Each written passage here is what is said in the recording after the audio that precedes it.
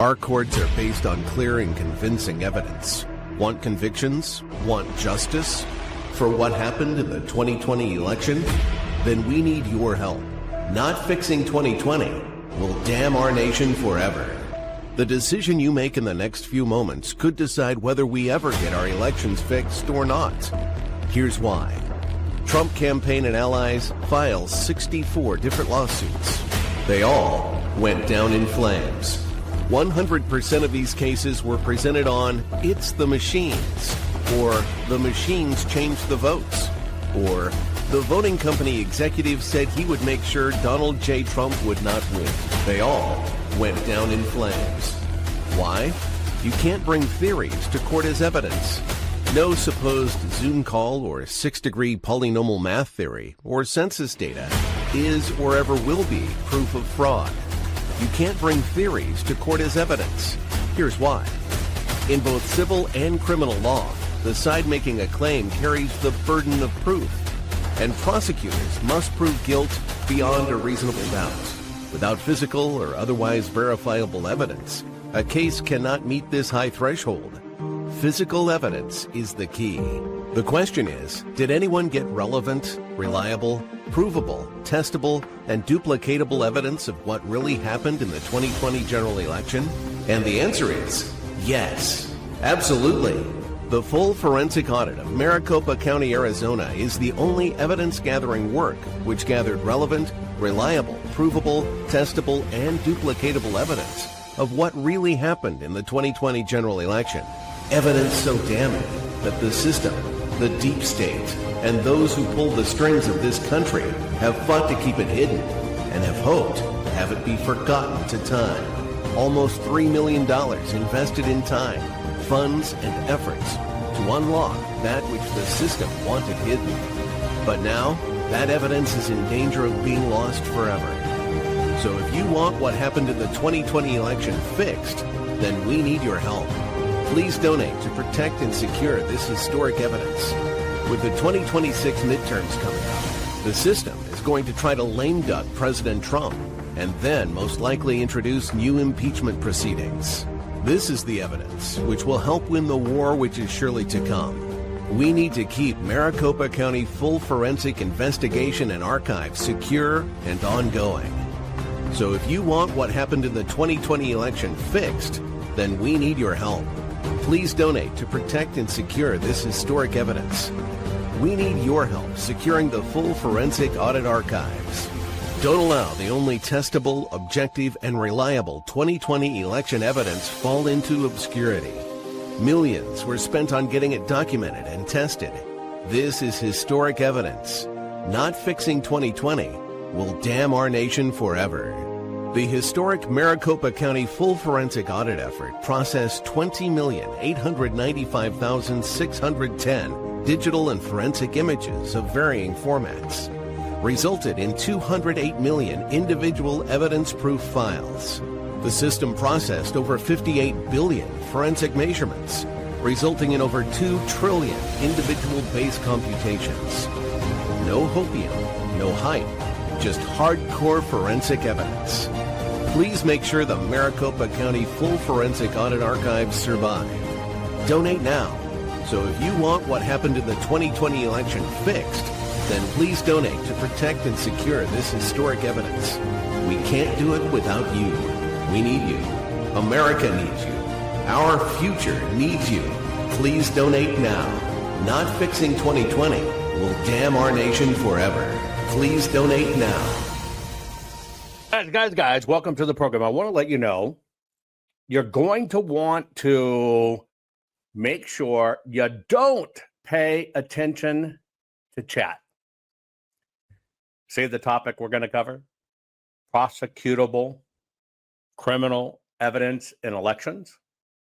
You've got to understand that as I do this very important series, the left is going to go nuts.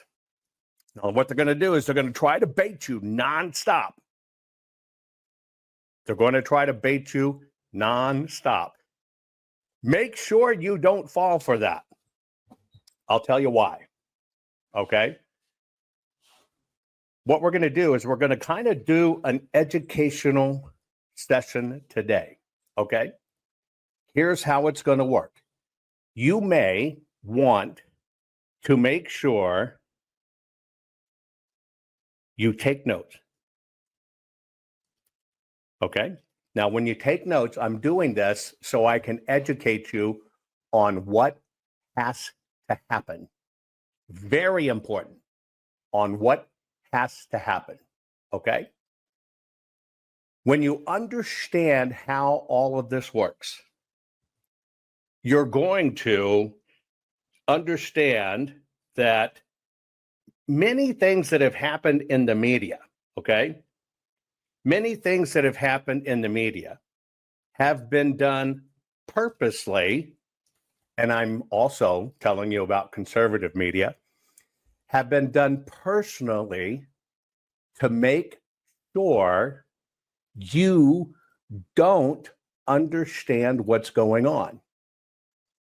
And what happens when that happens is people get very confused, can't figure out what's going on, okay? And that, well, I've got to tell you, see, that's the plan. That is the plan. And if you let them have that plan, if you let them do that, we lose. So as I do this, understand this is about not losing. Aren't you tired of losing? And so we're going to cover some very important facts. It's going to be in a totally different format than I normally do. And I'm going to try to do these in very short bites so everybody has it. Very short bites.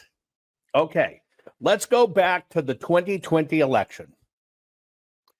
First, let me give you a recap. And this is what you need to understand, because we've got to put it into this context so you understand what's going on. Okay? Number one, if you were to go back in time to the 2020 election, you would find out that there were approximately 64 lawsuits filed. 64. Okay? And out of those 64 lawsuits that were filed, what happened? Well, 20 of those cases immediately got dismissed on what is called merits, no merits, okay? They immediately got dismissed. After those 20 lawsuits got dismissed, there were another 30 lawsuits that actually did make their way through part of the process or some of the hearings or some of the review, but the court said, you have no standing. You're tired of hearing that, right? But you have no standing. So those additional 30 got dismissed. So now we're up to 50 out of 64. The remaining 14, although some say one was kind of a win for Trump and allies, what happened with the remaining 14 is that President Trump and or the people that were bringing the lawsuits on their own before anything was being heard decided to drop the cases. Now, that's the actual tally of what's going on. And what I'm doing is I'm going to do these in parts for you so you understand what's up. And in this part one, we're going to talk about prosecutable criminal evidence in elections. Now that you know the history, let's kind of unpack this. Now, you're going to see some things. I'm going to show you some video bits. I'm going to use them only as teaching moments because you have to understand what's going on in the context of what happened. This is what requires you to leave. And I've got to tell you this. You have to leave your opinion aside. Okay? You have to leave your opinion aside. So the very first thing I'm going to ask you, this is context to the 2020 election. It would be really good if you wrote this down. Here is the first theory I want you to consider. Okay?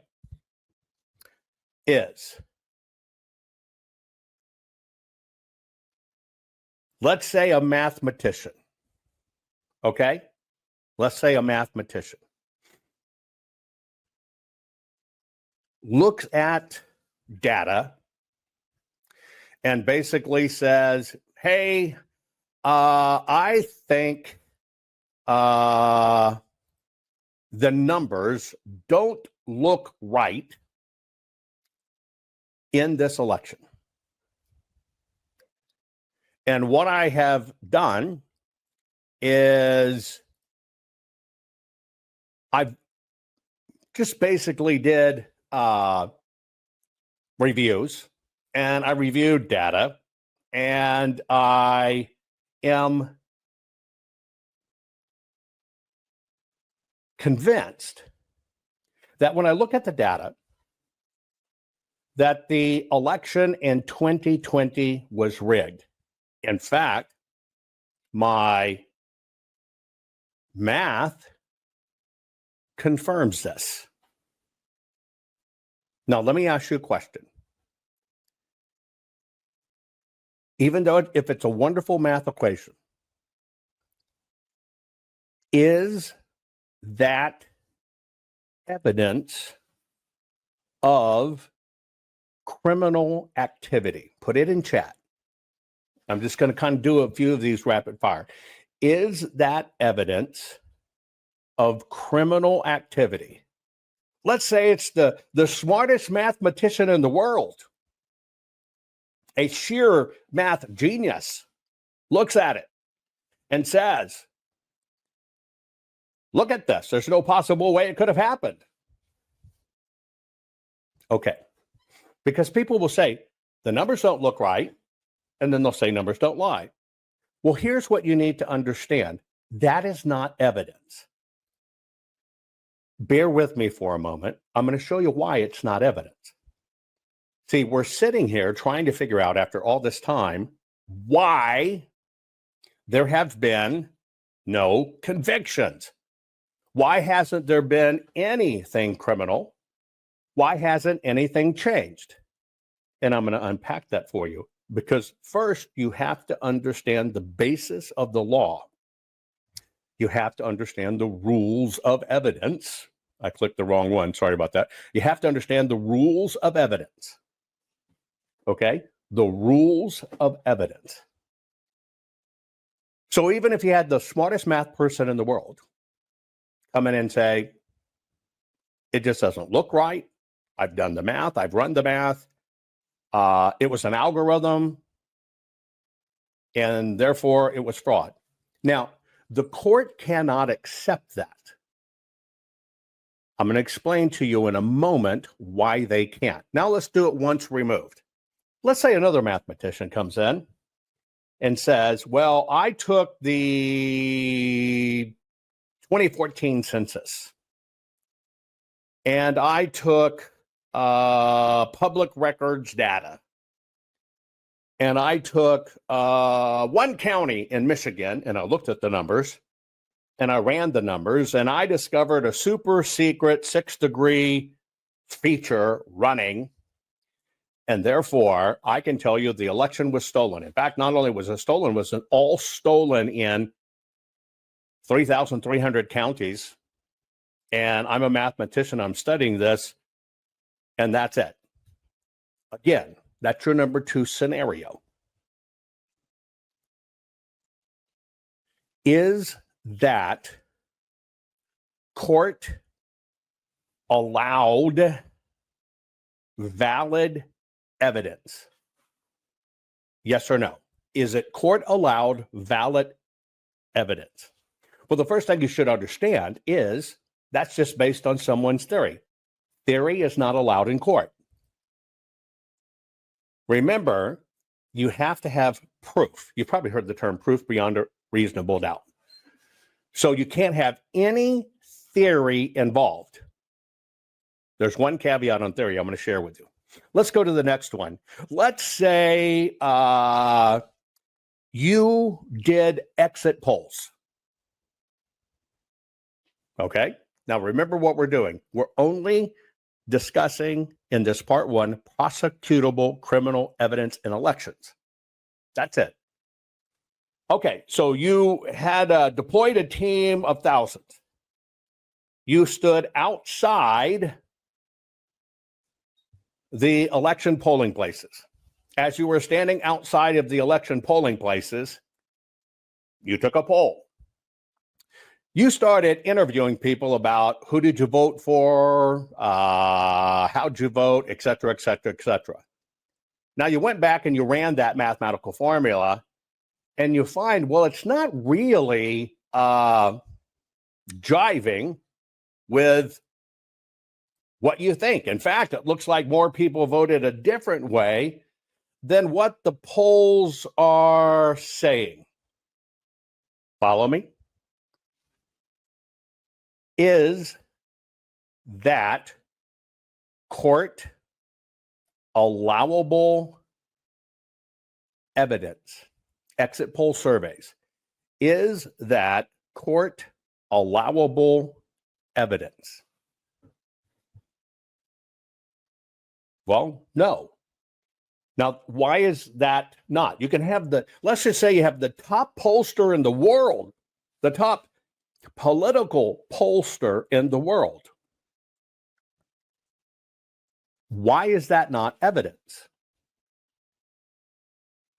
The fact is, it's speculative, but if you were to do the same poll the same way a few hours later, almost guaranteed you would get different answers. You would certainly get them in different order. Now, what you understand there is it's still theory and it's not reproducible. We're going to teach you in a moment about what is the standard for reproducible evidence. I'm going to give you, let's say, 4 more. You have a video. The video's late at night. A white van pulls up. That white van starts unloading what suspiciously looks like ballot boxes. And they take out box after box after box after box of what looks like ballots after ballots after ballots after ballots. Now you say, okay, that is, oh my God, look at that fraud. You ask the people who ran the election, they said that was our late night pizza delivery. Now you have video evidence. It's on video. You can clearly see it. Is that evidence of a crime? Is that evidence of a crime? Put it in chat. This is so very important for you to understand. Well, the reality is that is not evidence of a crime. And the key word is looks like. Let's go to the next one.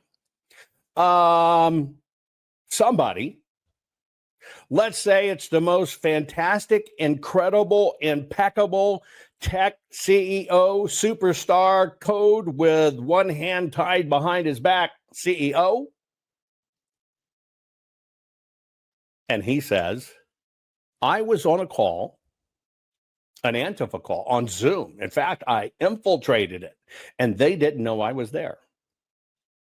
And on that line was one of the voting executives, I think, And he said, don't worry about Trump.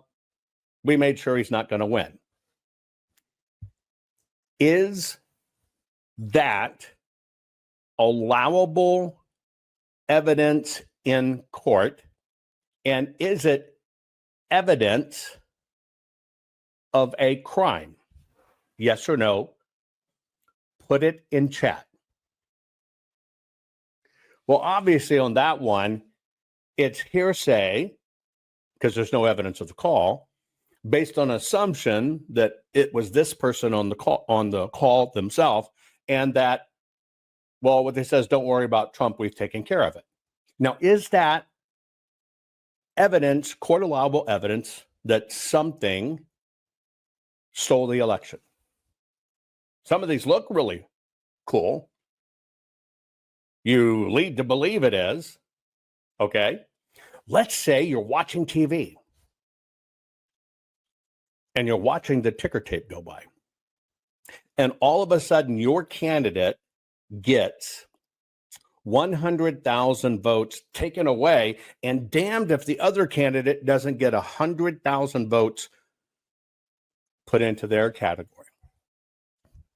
Is that evidence of a crime? Yes or no? Put it in chat. Now I'm going to show you two videos. Let's watch them, and you tell me if this is evidence of a crime. Let me set up the first one. You're watching election officials, and they are tearing up receipts that come from the machine, and somebody's observed this. They're tearing up receipts that come from the machine. Now, I want you to watch this and tell me, this is the evidence you have. Is this evidence of a crime? You throw away unidentifiable tapes. Because they're unidentifiable. There's no way they could, But it's been that way since the November election, so why would you throw anything away? Because you have to save it for 22 months. Well, let's put it this way. Yes, there are tapes that are being tossed, but they are of no audit value. Not fixing 2020 will damn our nation forever. The historic Maricopa County full forensic audit effort processed 20,895,610 digital and forensic images of varying formats, resulted in 208 million individual evidence-proof files. The system processed over 58 billion forensic measurements, resulting in over 2 trillion individual base computations. No hopium, no hype, just hardcore forensic evidence. Please make sure the Maricopa County Full Forensic Audit Archives survive. Donate now. So if you want what happened in the 2020 election fixed, then please donate to protect and secure this historic evidence. We can't do it without you. We need you. America needs you. Our future needs you. Please donate now. You throw away unidentifiable tapes. Because they're unidentifiable. There's no way they could, But it's been that way since the November election, so why would you throw anything away? Because you have to save it for 22 months. Well, let's put it this way. Yes, there are tapes that are being tossed, but they are of no audit value. And it's... Okay. Somebody observing says, you're tearing up unidentifiable tapes. The guy who's supposedly responsible for it says, yeah, I'm tearing them up. Is that a crime? No.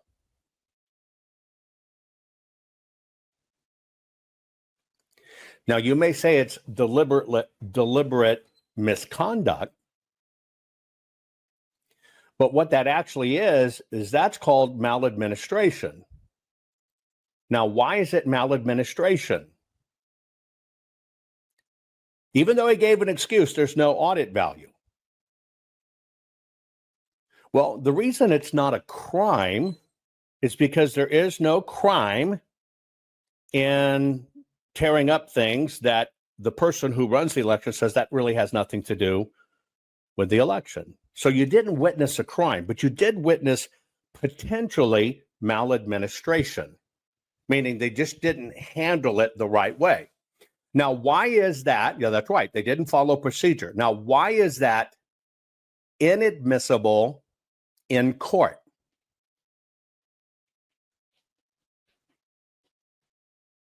You saw something wrongly administered, but what I'm asking is, what is prosecutable criminal evidence in elections? It looks bad. You're right. It looks suspicious. You're right. In fact, that guy might be a rat bastard. Who knows? Nobody knows. We don't know him. You don't know him. But let's just say he is. Is that prosecutable criminal evidence in elections? We're going to get back to it because I'm going to close each of these up. I'm going to show you another one. Somebody's sitting there and they're doing a Ruby.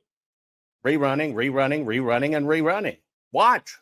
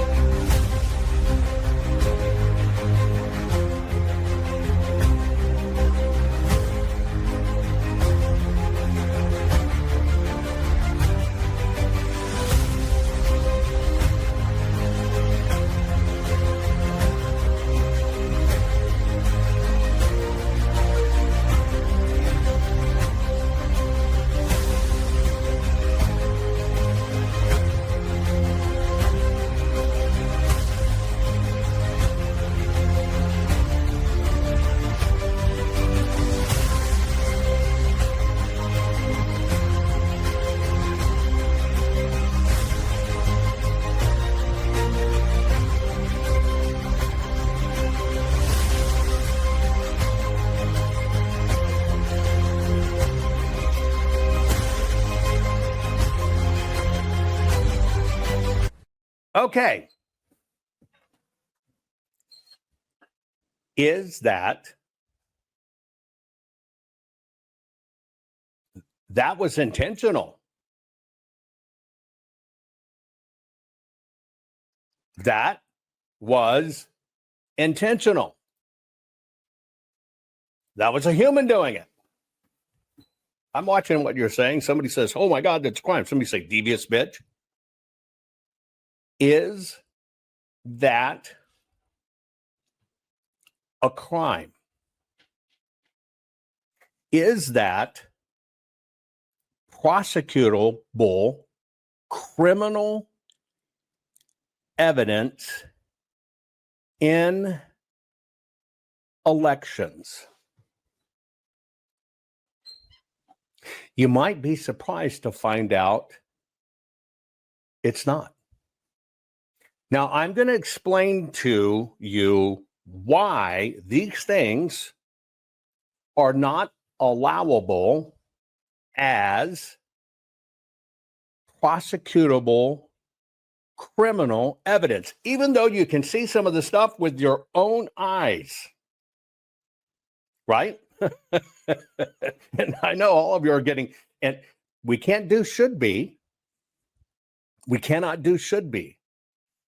I know you should, but here's the deal. Stop shoulding on yourself. Let me just ask you a simple question. Ready? Michelle says, would that be identity theft? Let me just ask you a question. Whose ballot was it?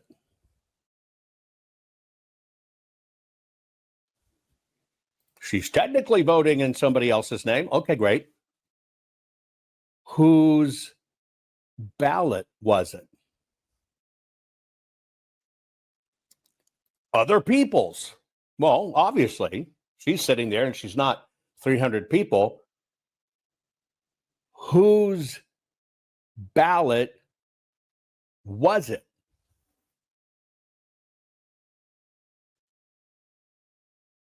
Kind of screwed up, isn't it? What we're doing in this series is I want you to separate the emotion. I want you to separate what anybody has told you, because you know what? You don't know. Who knows?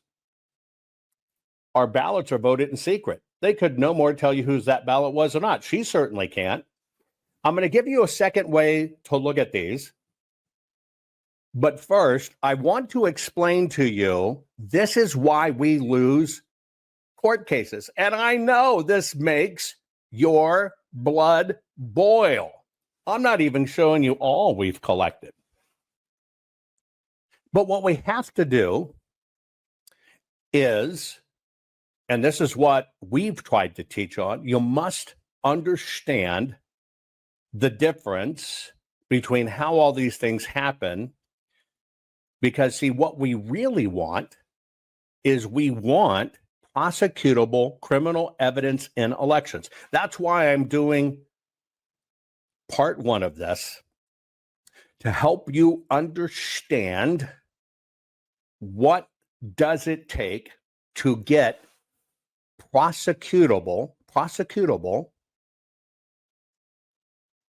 evidence where we can stop all of these nefarious activities from happening in our elections. Now, the first thing you need to understand is when it comes to any of the machines, right?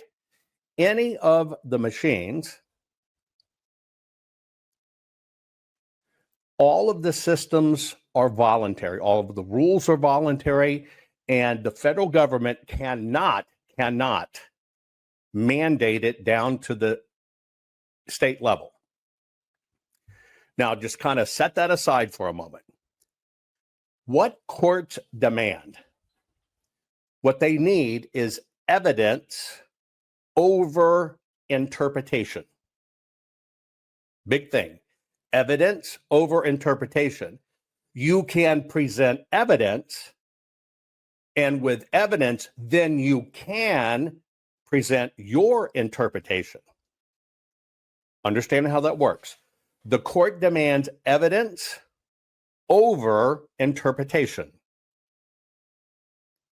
You can get to the interpretation phase if you have the evidence. Then it will allow your interpretation. Now, in courtrooms, what they need first and foremost is tangible proof. Tangible proof. Now, here is the definition in court standards of tangible proof.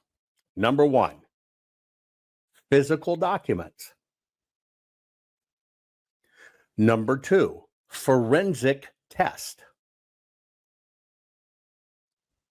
Number three, witness testimony of firsthand observations. Period. Those are considered tangible proof in the court's eyes. What is considered interpretation? Interpretation is theories about what this evidence means. Now, here's the deal. In courtroom rules, you can only present your interpretation once the evidence has been presented. Let me say that again.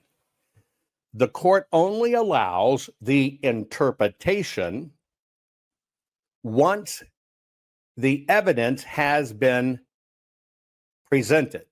If we were doing it in this forensics, we have a bullet casing. It was used in this murder.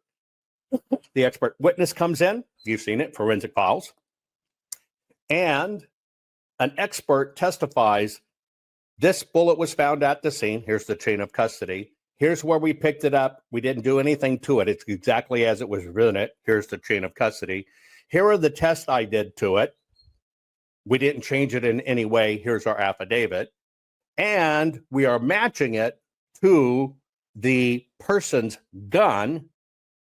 Here is their gun. Here's the chain of custody. We fired a bullet through said gun. Here is our procedure. Here is our chain of custody. We looked at whether it be, in this case, the strike of the hammer, right? Here it is. And here's our test, and they match and blah, blah, blah. You do follow what I'm saying? That is interpretation phase that is allowed in court.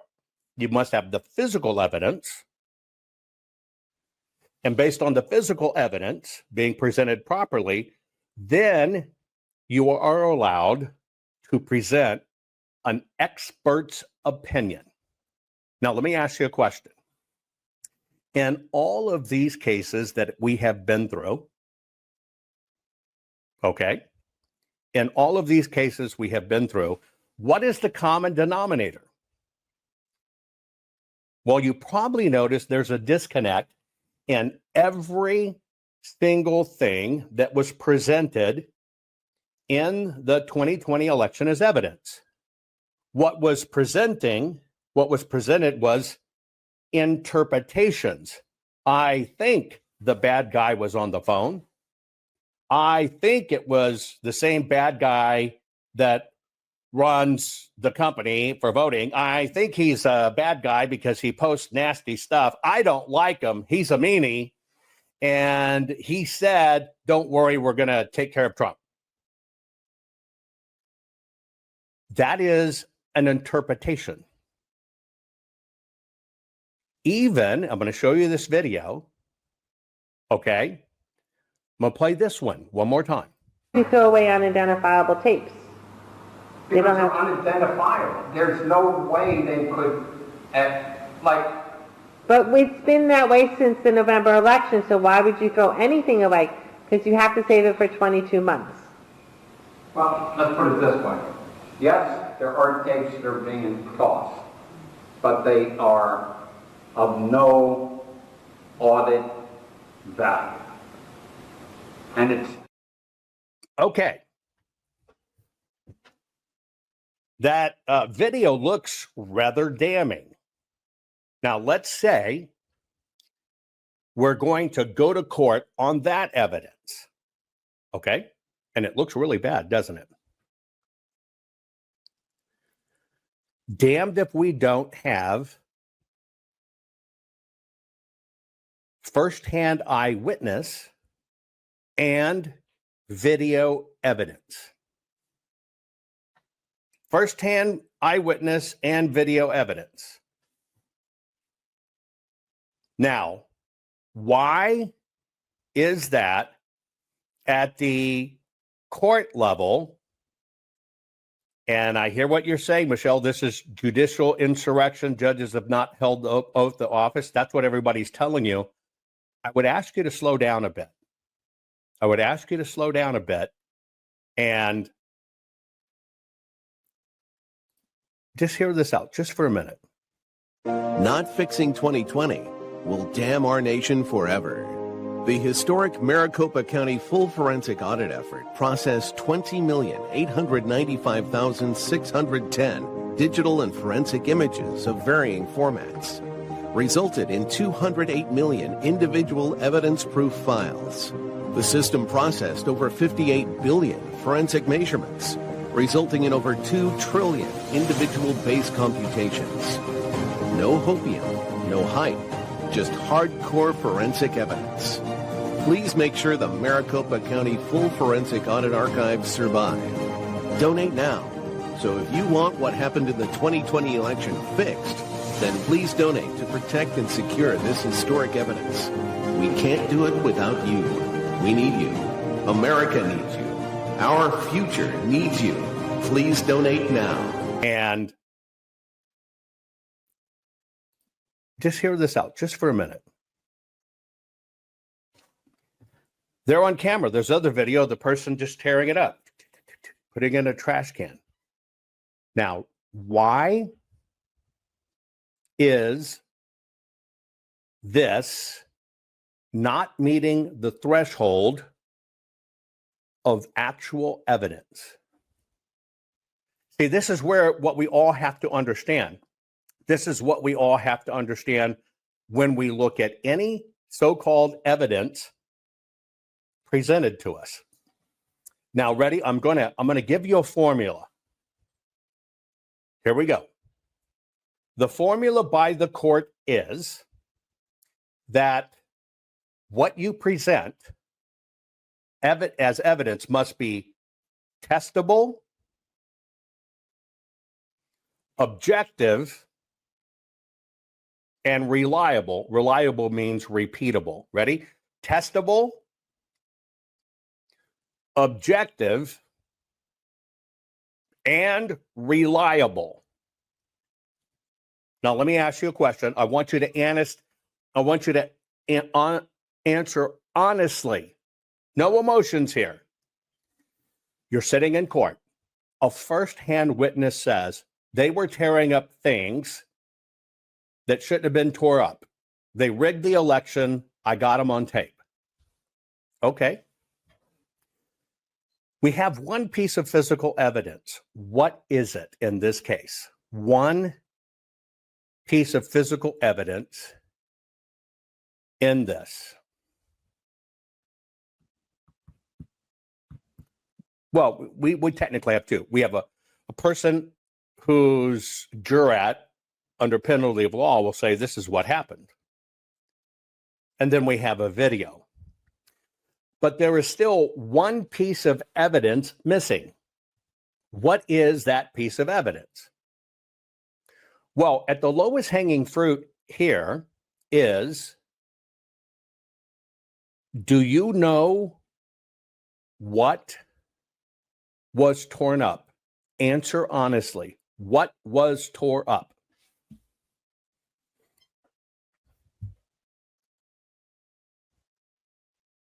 You throw away unidentifiable tapes. The person who says this is fraud admits right at the beginning, you're throwing away unidentifiable tapes. You throw away unidentifiable tapes. Let's hear that again as evidence. You throw away unidentifiable tapes. Okay. What was on the unidentifiable tapes?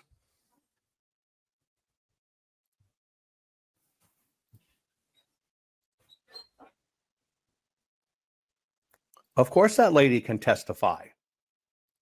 But I just told you, you got to pay attention. The court allows an expert's opinion and a witness opinion as long as there is physical, testable, objective, and reliable evidence. What was on the tapes?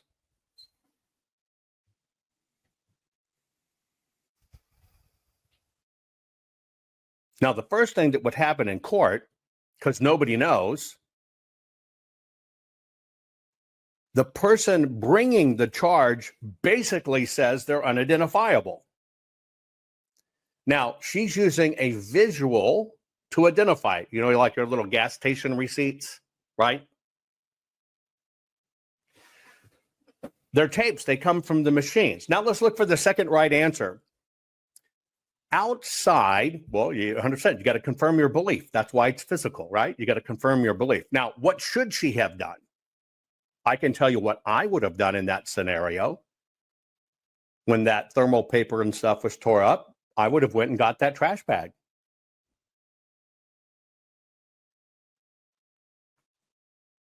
Because that's the evidence. There is no chain of custody here. There is not an existing chain of custody on what's discarded. If she had shaved the shreds, then there would have been something.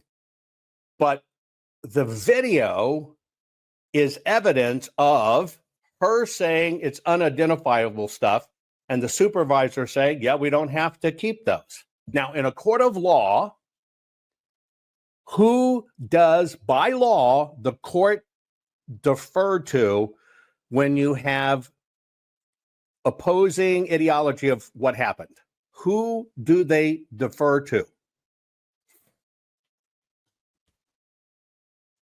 The person who was in charge. By default,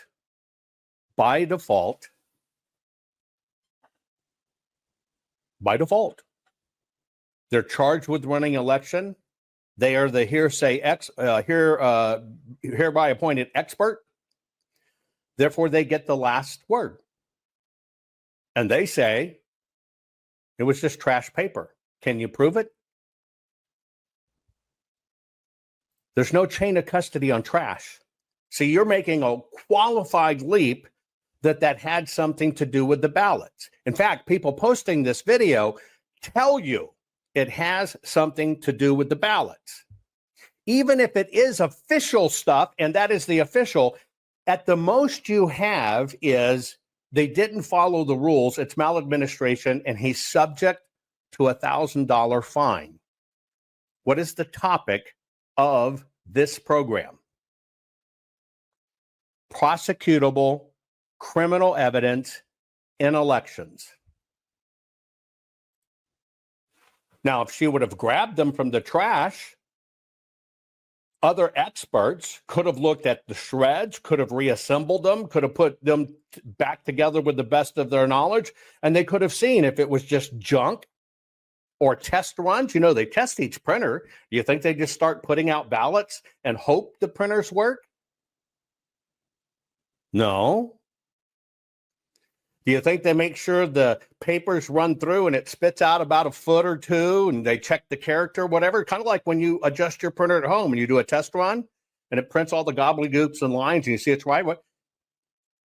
There you go. But see, nobody knows. So would a court accept this video as prosecutable criminal evidence? The answer is no. The answer is no. Now, let's say she did we're going to follow this linear thought because we're trying to get prosecutable criminal evidence. Let's say this person was smart enough to go back and grab that trash bag, and she had it. And in fact, it was real ticker tapes from the election. Okay? And she can prove it was ticker tapes from the election. She's got them hands down. They were tearing up the actual ticker tapes from the elections. Okay? Any judge in the world, if they were honest, would dismiss all of this stuff. I am taking you through this. This has nothing to do with bad judges. This has nothing to do with bad judges. If you don't start accepting procedure, you're always going to go off on a wild goose chase and you're going to blame others. But see, what you're not doing is blaming the people that have put this con on you. So stop blaming Obama, stop blaming judges, and pay attention. We've got to get past this infection that was put in people's brains. Now, listen. She went back. She got the trash bag. She put the pieces together, and damn, they are receipts from the machines during the election. Is it a prosecutable criminal evidence now? Yes or no? Is it prosecutable criminal evidence now?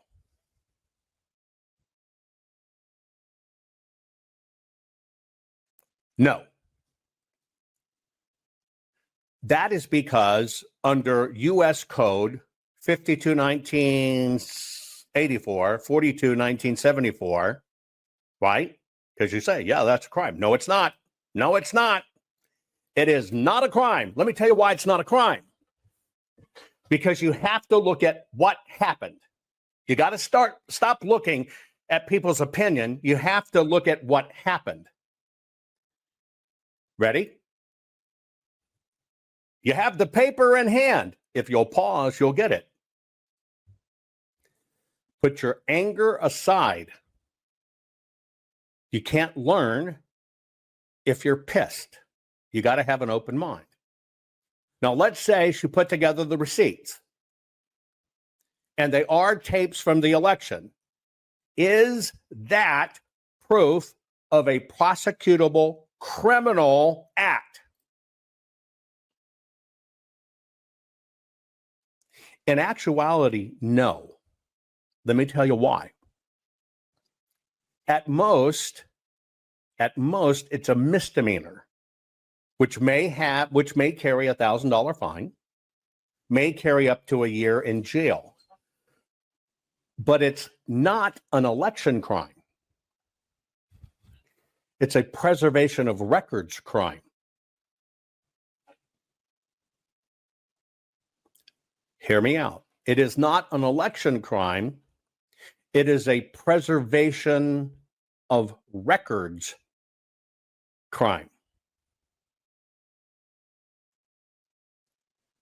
But can you find what really happened?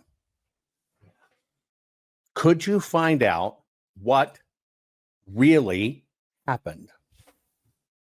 Answer it in chat, yes or no. Can you find out what really happened? Now, what you witnessed is statistically, if she could prove it, she can't, but statistically, it's maladministration, not a crime.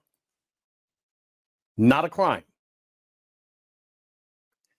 How could you prove if this was a crime?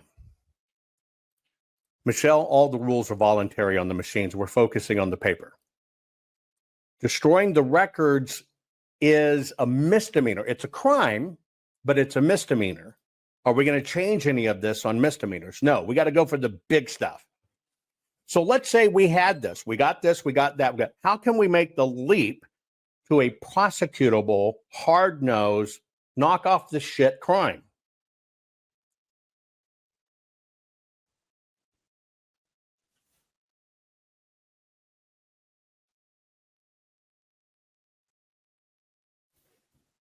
You don't have to prove malice. In fact, what you have so far, good point, you can't improve malice. We've had the destroying records rules on the books for 30 years. In 30 years, it hasn't moved the needle. It's not going to move it now. But I asked you a question, and I want you to be serious. What would it take to prove the crime? What would it take to prove the crime? What would it take to prove the crime? It can be proven if it was a crime. What does it take? Come on, folks. What does it take? Stop throwing out theories. Stop throwing out emotions. Stop throwing out intent, right? We don't know if it was intent to destroy the evidence. We don't know if a crime's committed yet. We know a misdemeanor has happened. We're looking for crimes. We're looking for crimes. We're looking for crimes. There you go, BitJeg. Check the ballots. Now, let's play this back. Let's say you saw those tapes being tore up. Let's say she videotaped it. Now she got who did it. Let's say she got that trash bag, okay? Let's say she got that trash bag and she put together the tickets, and it sure enough, sure as shit, it was tickets from the machine. We got maladministration. But if you had the ballots, and now you can go back to the ballots, and now there's two different crimes that occur. Do you know what they are? First off, if the things tore up were a different ticket than what the machine said, and you put them together, quit saying change the law. Focus. I'm trying to get you to understand the law. You put them back together, and you have the ballots.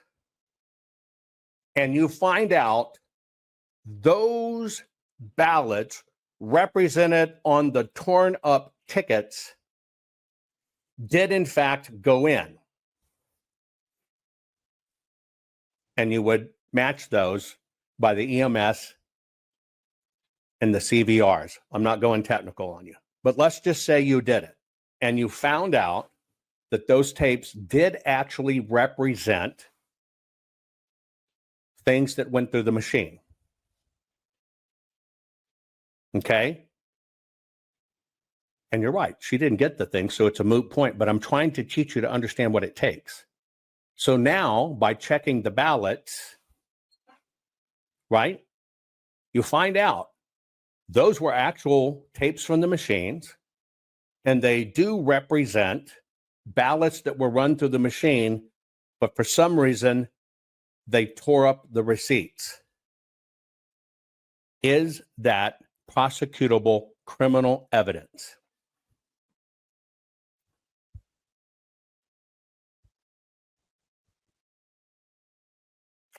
It just pisses me off when people practice law but don't understand the law. And people that practice law and think they've got it figured out miss the whole point of what's going on and why they do it this way, because you just can't pause. Is that prosecutable criminal evidence of an election crime? She has video. She's a firsthand witness. Her witness affidavit is evidence. The videotape is evidence. She's got the guy on camera so she knows who did it. She went and got the trash. She put it back together. Yes, they were tapes from the machine. Okay. They were tapes from the machine. And you find out those tapes represented ballots run through the machine. Do you have a prosecutable criminal act?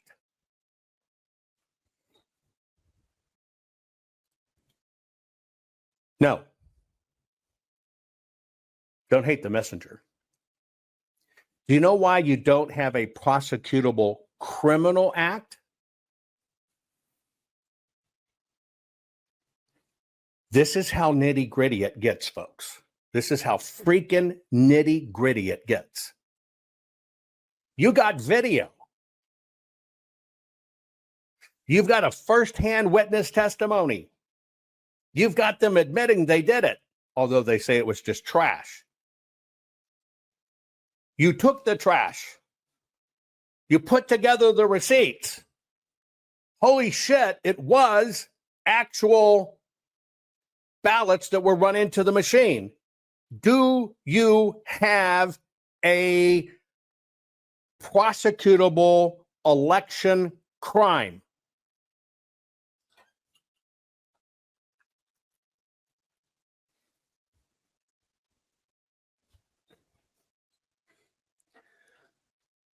No. Now, do you know why no? Because you still got this guy in there that's going to say, must have been an accident. I thought it was trash. I had a boo-boo. At most, that fellow will get, for sure, the $1,000 fine. And may even with that get a year in jail.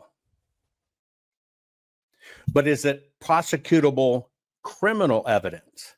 Well, how do you find the prosecutable criminal evidence?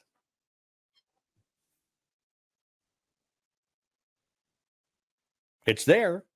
You can get prosecutable criminal election crime evidence from this, but what would it take?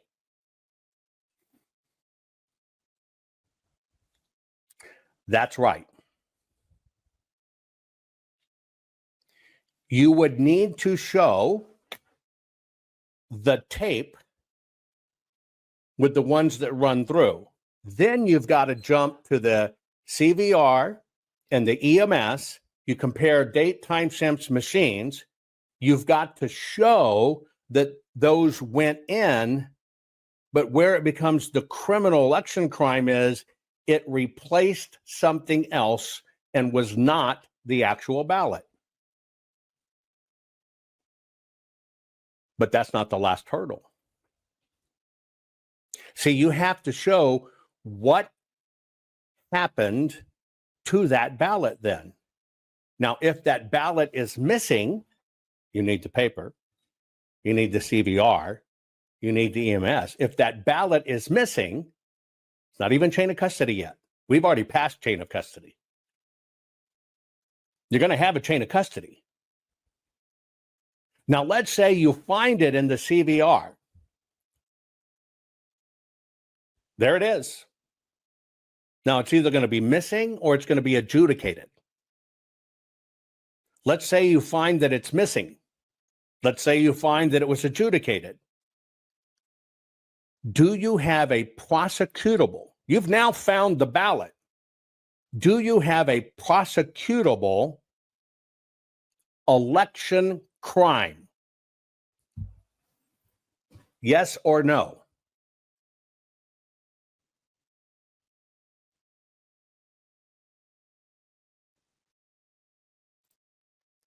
Do you have a prosecutable election crime? Yes or no?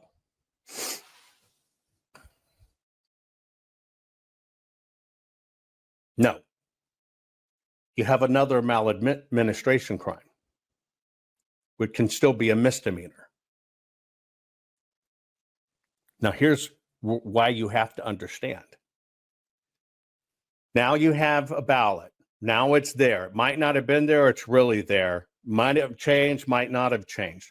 Where does the election crime get committed?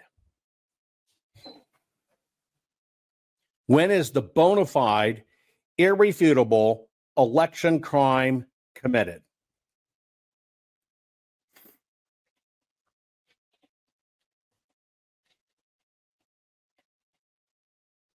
Stop guessing, folks. Focus. If you're guessing, you're trying to fill in the blanks I'm going to do for you anyway. Stop guessing. Stop guessing. Stop guessing. Stop guessing.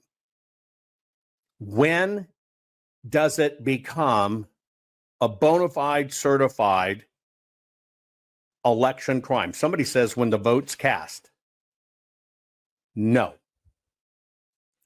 It becomes a certified election crime when the election is certified. When the election officials take that fraudulent ballot, let's say, and they certify it. That's the crime. Because in that move, if they certify it, what do you have? Intent. They used it, they certified it. Do you understand how the law works?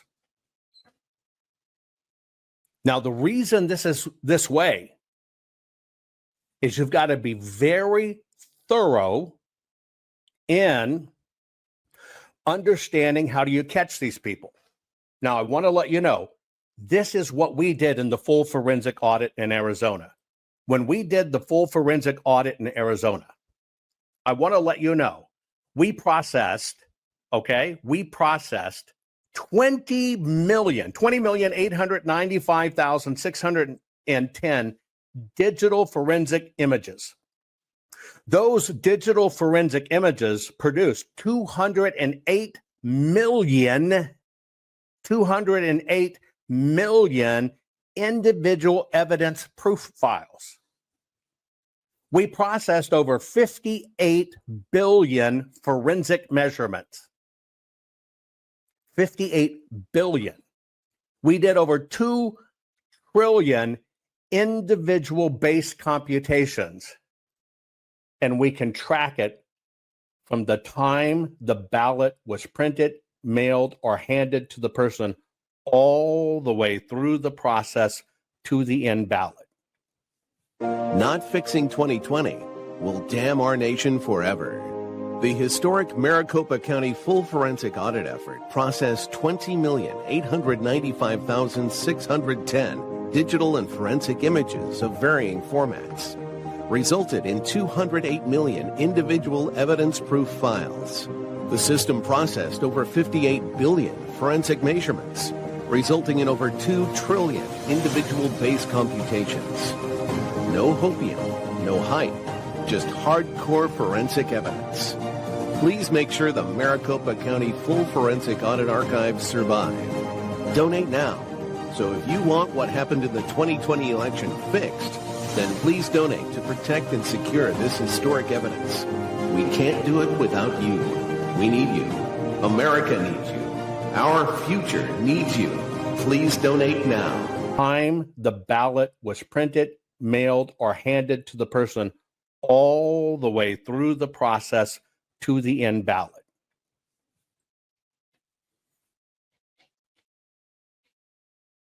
Now, let me ask you a question.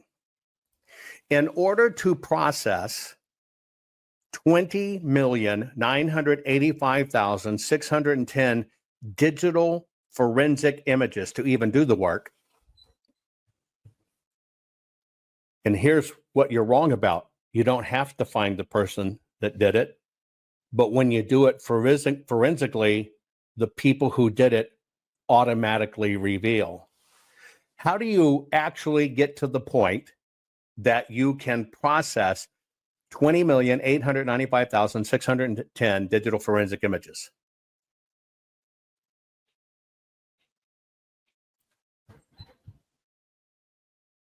Come on, it's a very easy layup. How do you even get to that point? Tell me how. Tell me how. Come on, folks. It's not a trick question.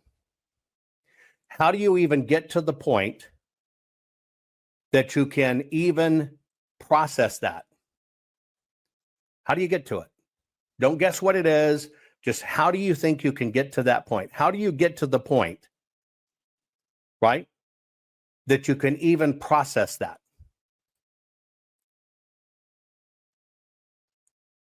You have the ballot.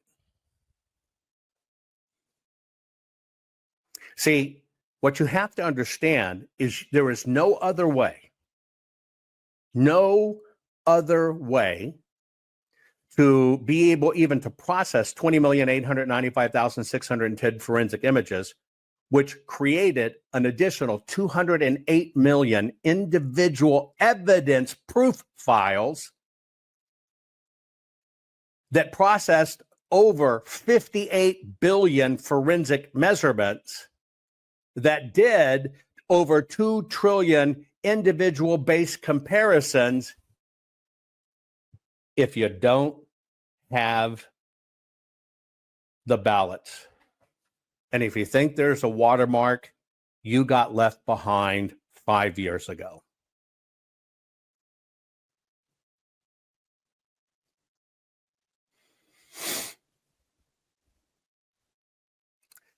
Look at all the stuff that has even come up, even in this one discussion, right? All over the place. See, it's our understanding of the law and our diving in to understand the law, not believing experts, but believing irrefutable physical evidence that the court requires. You have to have testable, objective, reliable, repeatable evidence.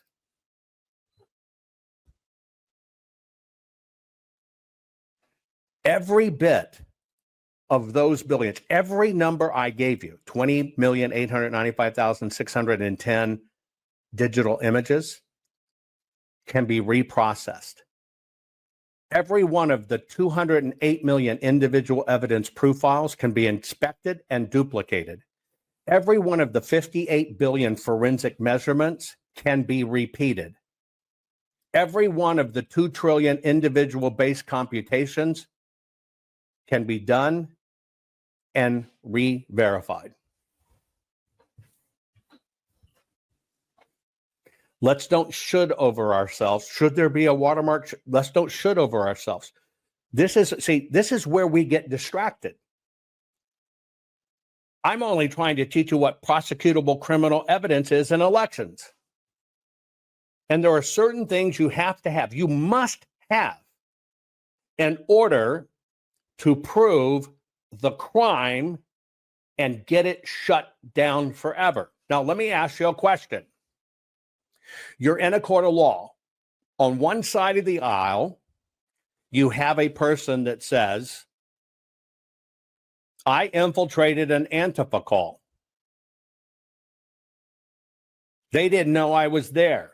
Sorry, I don't have a recording or transcription. I don't really know who's on it, but I think this guy was on it, and I think he's the head of security for the voting company. And I looked at his Facebook, and he's a bad dude. And he said, don't worry about Trump. We've taken care of Trump. Now, that's one side you have over here. Okay? On the other side, you have, if it pleases the court, you can rerun all 20,895,610 digital forensic images. You can look at the individual 208 million individual proof files, and inside or outside with our systems or duplicate the systems, you can copy the same 58 billion forensic measurements we did in the 2 trillion computations, and the numbers will come out the same.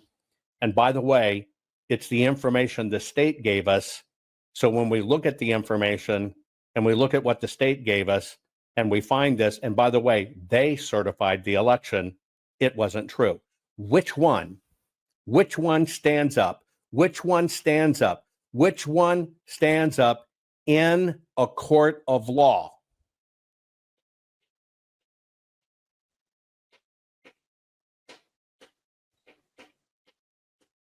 Put it in chat.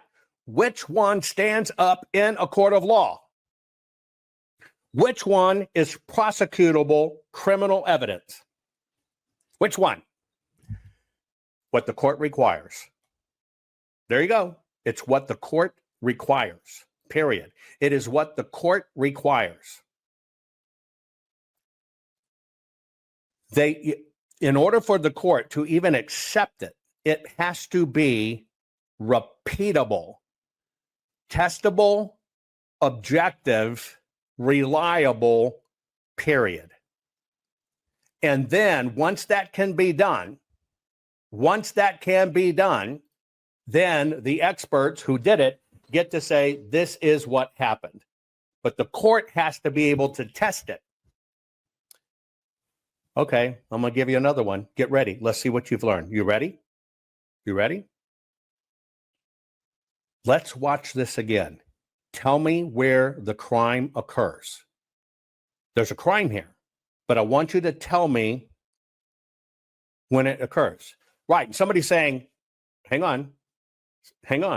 I don't want you to be misfed. Somebody's saying, well, Judge Thomas in Arizona, he just ignored the proof and wouldn't allow the proof. That's not true.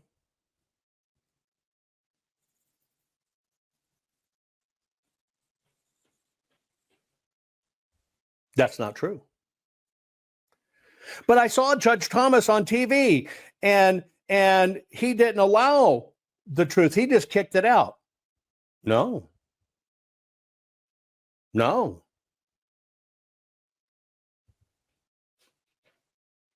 Our proof wasn't presented, and the experts that were there weren't experts with physical, duplicatable, repeatable evidence. It was all opinion. This evidence, the evidence we have, Mike Lindell's team did not allow to be presented. And yes, the courts will see this evidence. You got to remember, the funder of the lawsuit that pushes it. You must remember that. Get ready. Watch and tell me where the crime occurred. Put it in chat when you see it.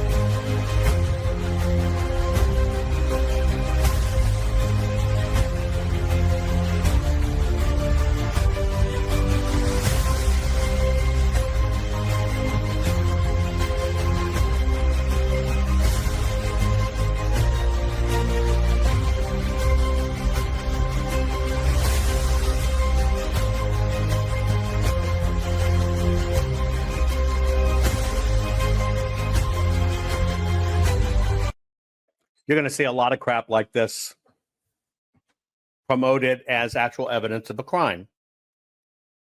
I've got a question for you.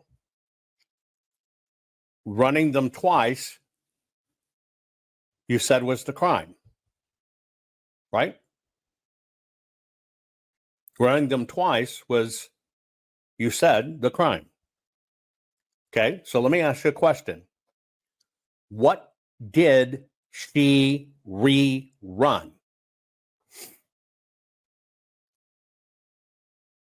It's officially gone through now.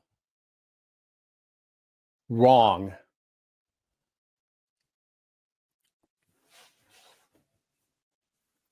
What did she run through? Put it in chat. What did she run through?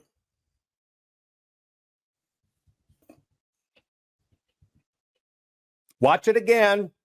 I'm going to play it for you again.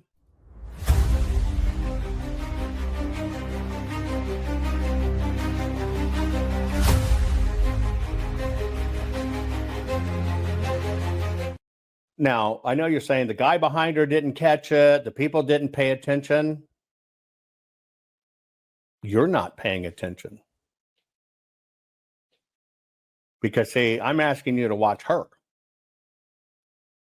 Pay attention.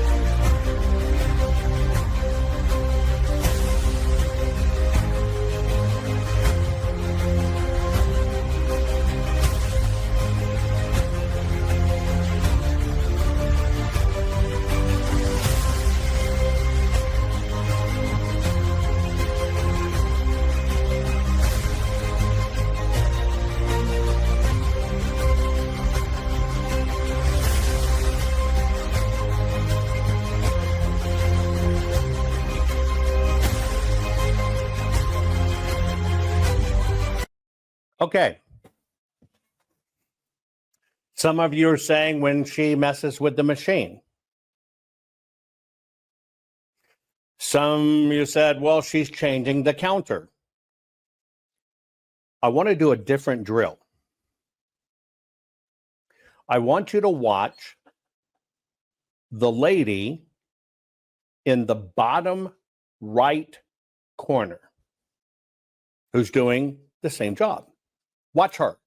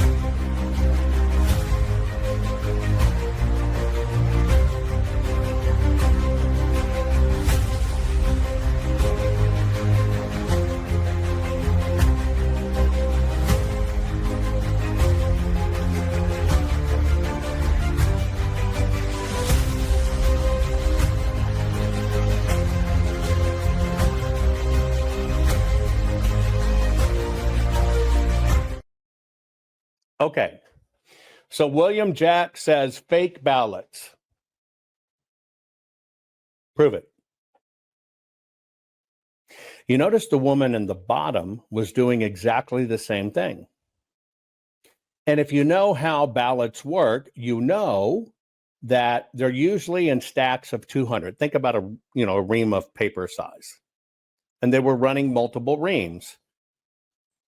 So now let's look for the second right answer before we get to the crime. Because remember, I'm trying to help you understand what is a prosecutable criminal evidence.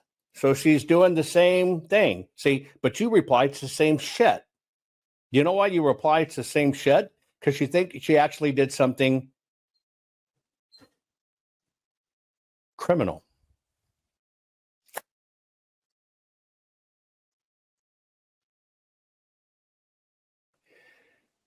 So let me ask you a question.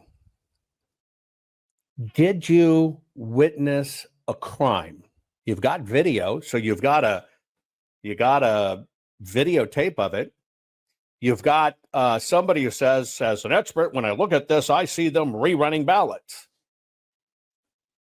Did she commit a crime? That is what I'm asking. Was there a crime committed there?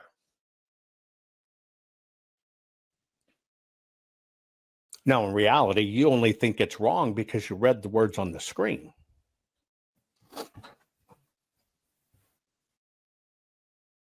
But did you witness a crime?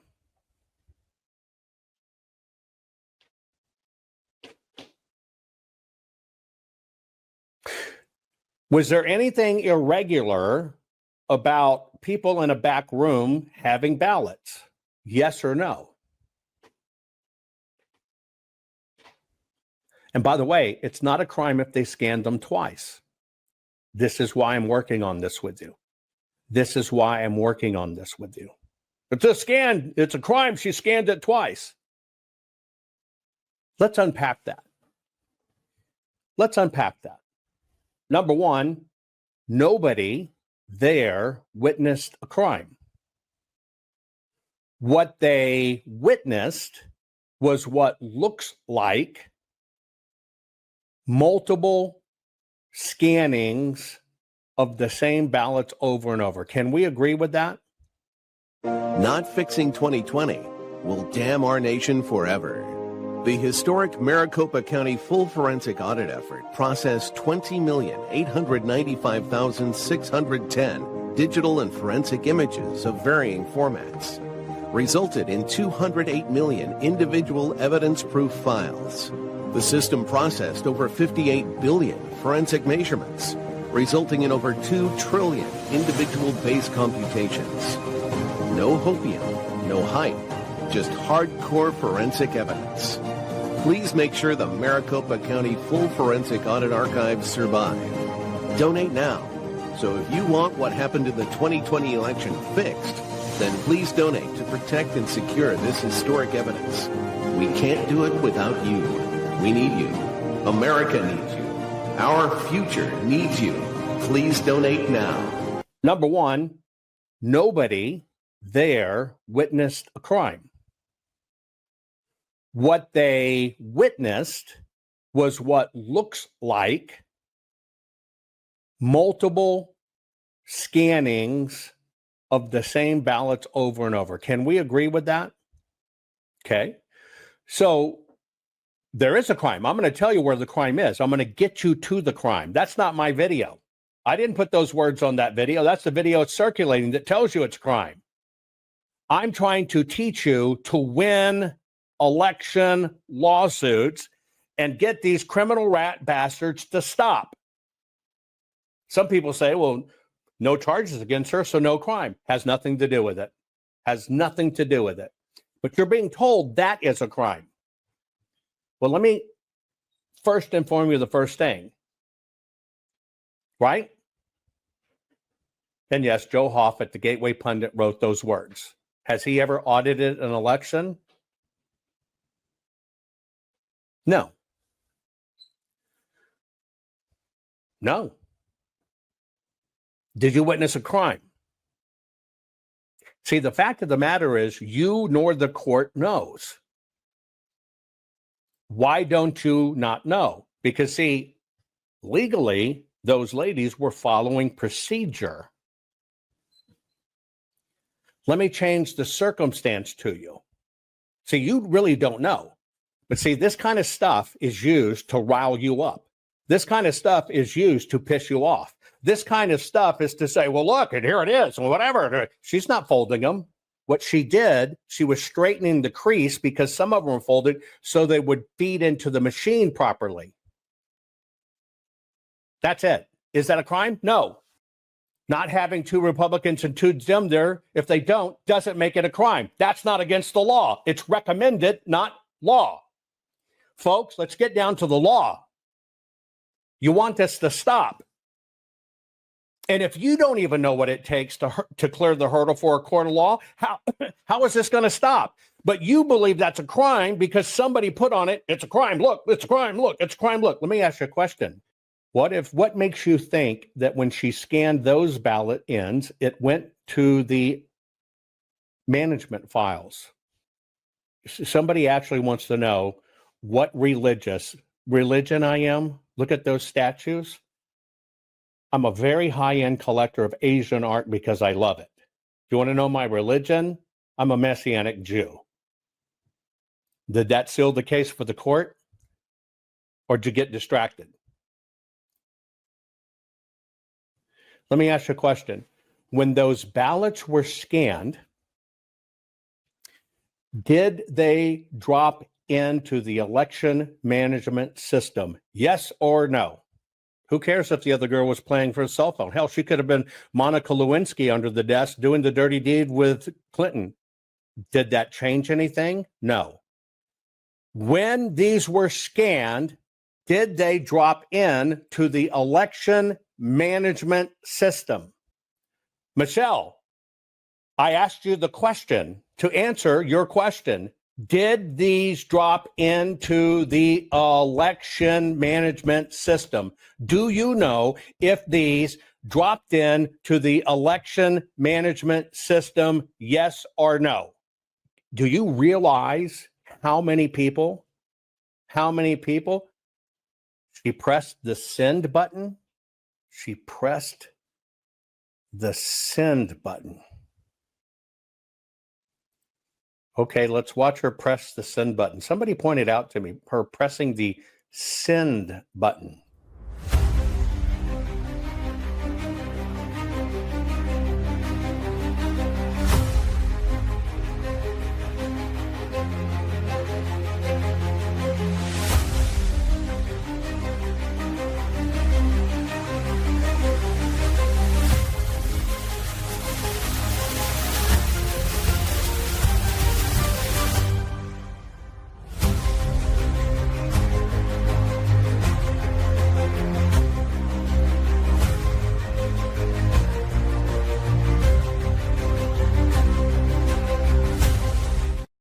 Oh, you mean somebody said on the screen something?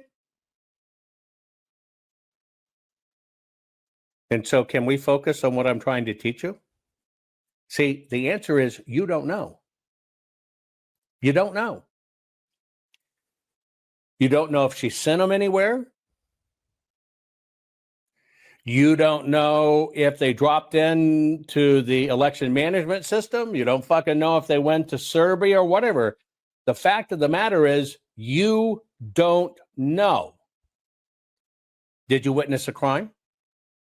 Did you witness an election crime? Yes or no? Did you witness an election crime? No, you didn't. Our courts are based on clear and convincing evidence. Want convictions? Want justice? For what happened in the 2020 election? Then we need your help. Not fixing 2020 will damn our nation forever. The decision you make in the next few moments could decide whether we ever get our elections fixed or not. Here's why. Trump campaign and allies filed 64 different lawsuits. They all went down in flames. 100% of these cases were presented on "it's the machines," or "the machines changed the votes," or "the voting company executive said he would make sure Donald J. Trump would not win." They all went down in flames. Why? You can't bring theories to court as evidence. No supposed Zoom call or 6-degree polynomial math theory or census data is or ever will be proof of fraud. You can't bring theories to court as evidence. Here's why.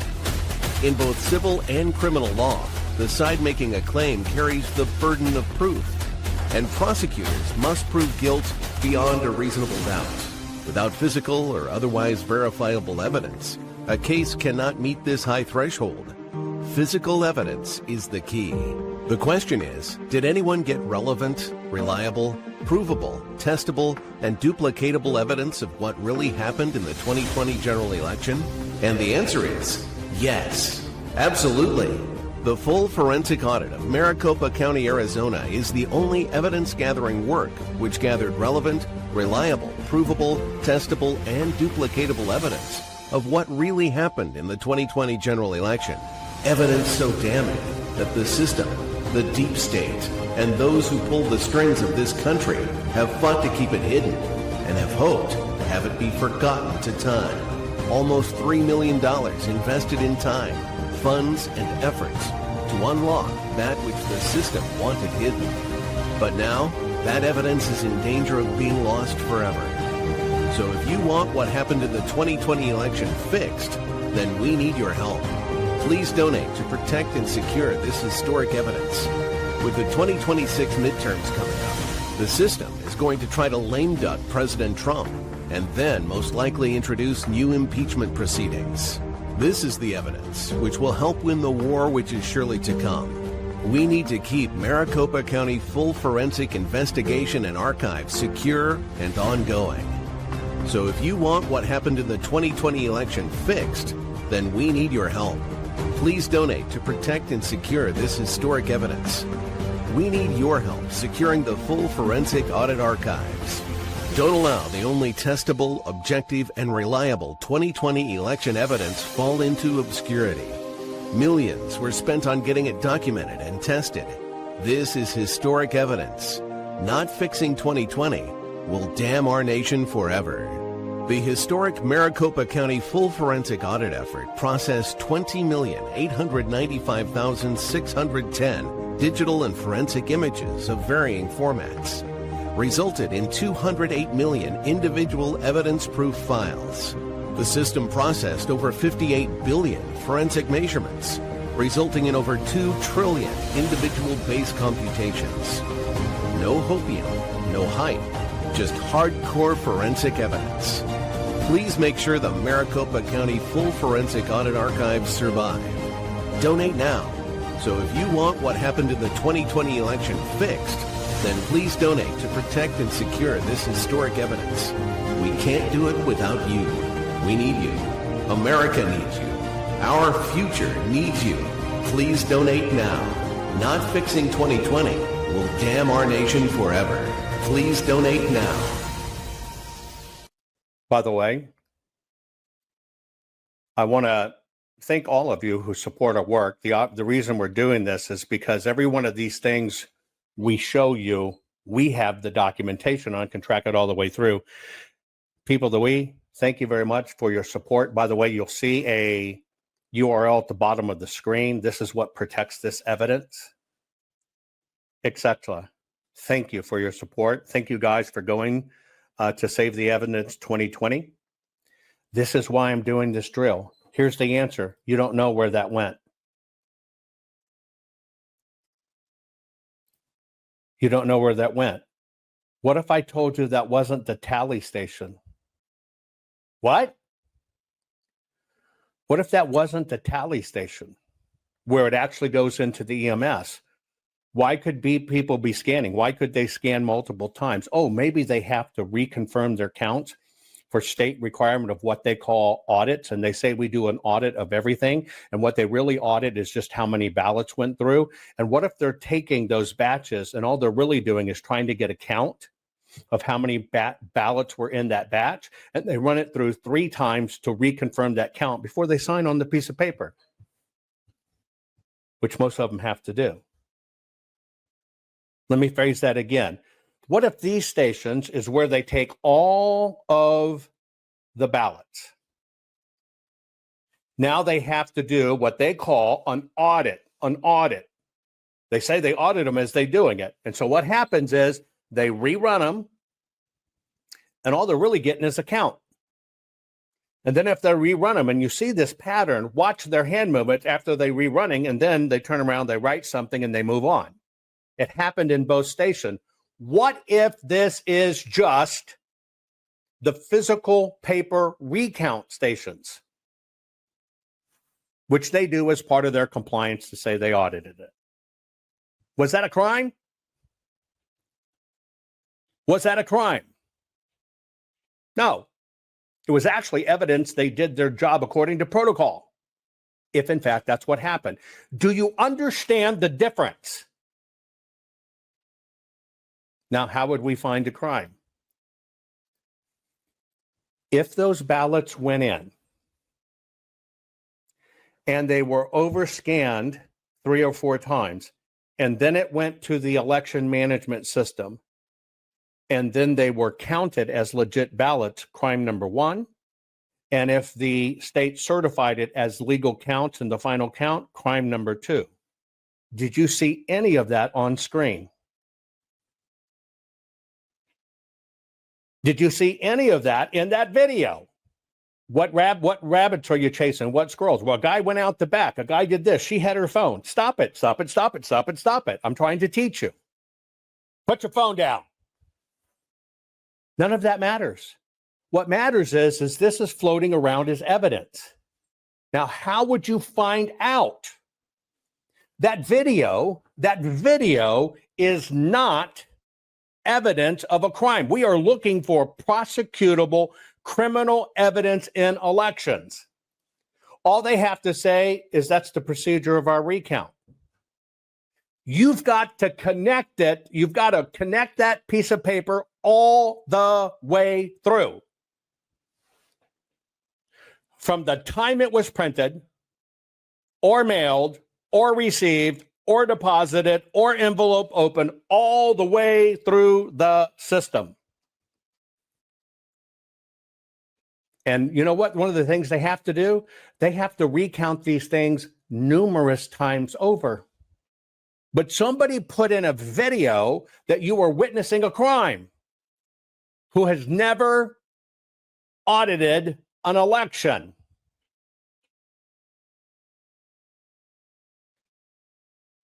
I want you to think about that. Because, see, here's what happens.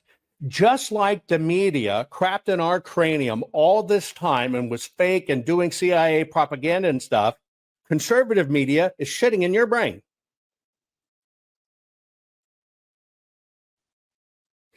The fact of the matter is, you don't know where that went. You actually don't even know what it was. You assume it's a ballot.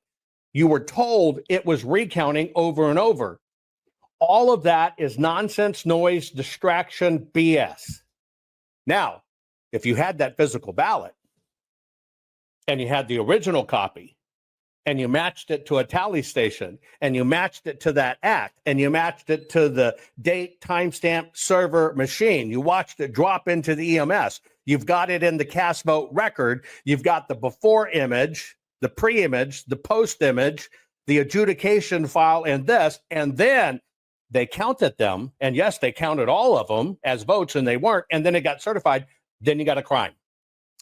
That's all the Arizona audit did. It's the only place in the world where this has happened, period.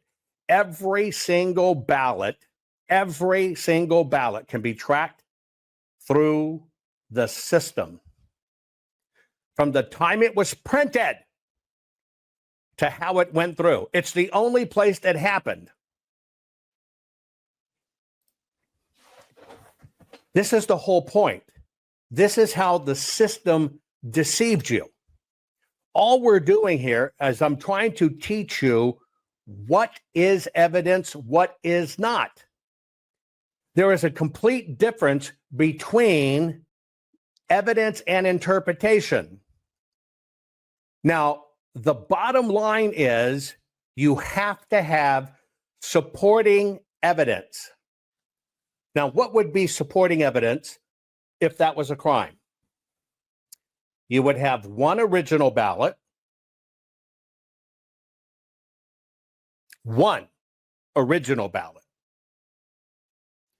And if we just took what they said there, here's what you would have. 3 times in a system, a pre, a post, an EMS drop. So 3 times 3 is 9. You'd have 9 more pieces of evidence. You'd have the drop in the EMS. You would show that it was counted to a magnitude of 3. Then it would go over here and the county certified it, or the supervisor certified it. Then the county certified it. Then the governor certified it. Get it? Do you have that?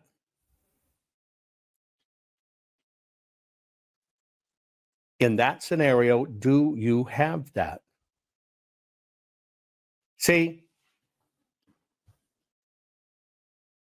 this is why I explained at the beginning of the program, 64 out of 64 cases went nowhere. Because it became a social media headline grabbing exercise. That's not how we win. There's only one team in the world that has in that all of that evidence chain. It's damning. It's through the roof. Watch my special on locals. I go through just one segment. Just one segment. Every piece through the line, every way. Oh, by the way, you know what we know? Who handled it? Who touched it? Who put it in the machines? Who couriered it? Who certified it? Names. The only place in the world. Nothing on theory. Nothing on theory. Because the courts do not allow theory. You wouldn't accept it in a case against you. Well, I found this dead dog in the street and my neighbor's an asshole. I saw him yell at the dog one time. He went and killed it. He stomped it. He stomped its head and killed it. Is that evidence? Would you even accept this in your life? If you were fighting for your child's life or your own life, would you accept it? You see, you got to understand, yes, there are rules. And you think the judges don't pay attention to the rules. The difference is what was presented as evidence. If data went to China, is that evidence of a crime? If evidence went to China, is that evidence of a crime? No. Why? You would have to show, here's what it started, it went to China, it became something else, here's where it came back, here's how we prove it changed, and here's how they certify it. Nobody's done that, but you've believed a lot of crap. Let me ask you a question. In 2024, the election was saved because 30 Serbian top-notch hackers made sure President Trump won and stopped the changing of the votes. What's wrong with that statement? And you're being told that. You're being told that by Emerald Robinson and others. 30 top-notch hackers made sure, stopped the vote changing, made sure President Trump won. What's wrong with that statement? There was no evidence of anything going to China, so don't go from there. Ready? 30 cyber experts made sure President Trump won. They stopped the changing of the votes.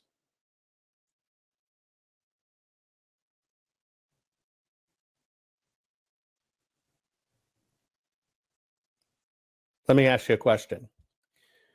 Let's say you have the ability to stop a crime. How do you stop the crime? Well, you have to go to where the crime's committed to stop it, don't you? Our data does not go to China. I know you've been told that, but okay. Nobody ever pays attention that when the PCAPs were supposed to be evidence to the court, it said, well, we really never had them. Okay? If you want to stop a crime, you've got to go to where the crime stops. So let's say you know that bank robbers are going to go rob a bank and you have inside information and you were going to try to stop it, well, you got to go to the court or whatever the case may be, right? Well, you'd have to prove to them your evidence is good. Am I right? But for anybody to stop that crime, what are they going to do? They're going to go there in person. That's the first thing. But let's say this crime, what the robbers are going to do, they're going to rob the bank very uniquely. They're going to try to hide it. They're going to go into the bank. They're going to take the real money and they're going to replace it with counterfeit money so nobody knows. Because, see, that's what you have to believe somebody was doing in our voting machines for super hacker Serbian yada, yada, yada, yada. To even intercept the crime of the 24 election, they had to know where it was going to occur. Or they had to be inside all 3,000 plus counties, all 175,000 voting precincts. They have to be there observing it. Oh, you didn't think about that. So what gave them access to over 3,000 counties and 175,000 voting precincts? So first you have to hop that hurdle. Not fixing 2020 will damn our nation forever. The historic Maricopa County full forensic audit effort processed 20,895,610 digital and forensic images of varying formats, resulted in 208 million individual evidence-proof files. The system processed over 58 billion forensic measurements, resulting in over 2 trillion individual base computations. No hopium, no hype, just hardcore forensic evidence. Please make sure the Maricopa County Full Forensic Audit Archives survive. Donate now. So if you want what happened in the 2020 election fixed, then please donate to protect and secure this historic evidence. We can't do it without you. We need you. America needs you. Our future needs you. Please donate now. Secondly, if they made sure that none of Trump's votes were changed, why didn't they do that to the down ticket? See, the down ticket kept on counting for 60 days. Why did it have to do that if hackers stopped it? Why'd they only look at Trump? Why'd we lose so many seats? Oh, they were only trying to rig the presidential election. Horseshit. Oh, by the way, if in fact they stopped it, then you have to basically go, oh, they saw it. They knew where to go. They saw the change. They intercepted the program that was changing it. They stopped it, made sure only the real ballot went through. But none of them have proof of this.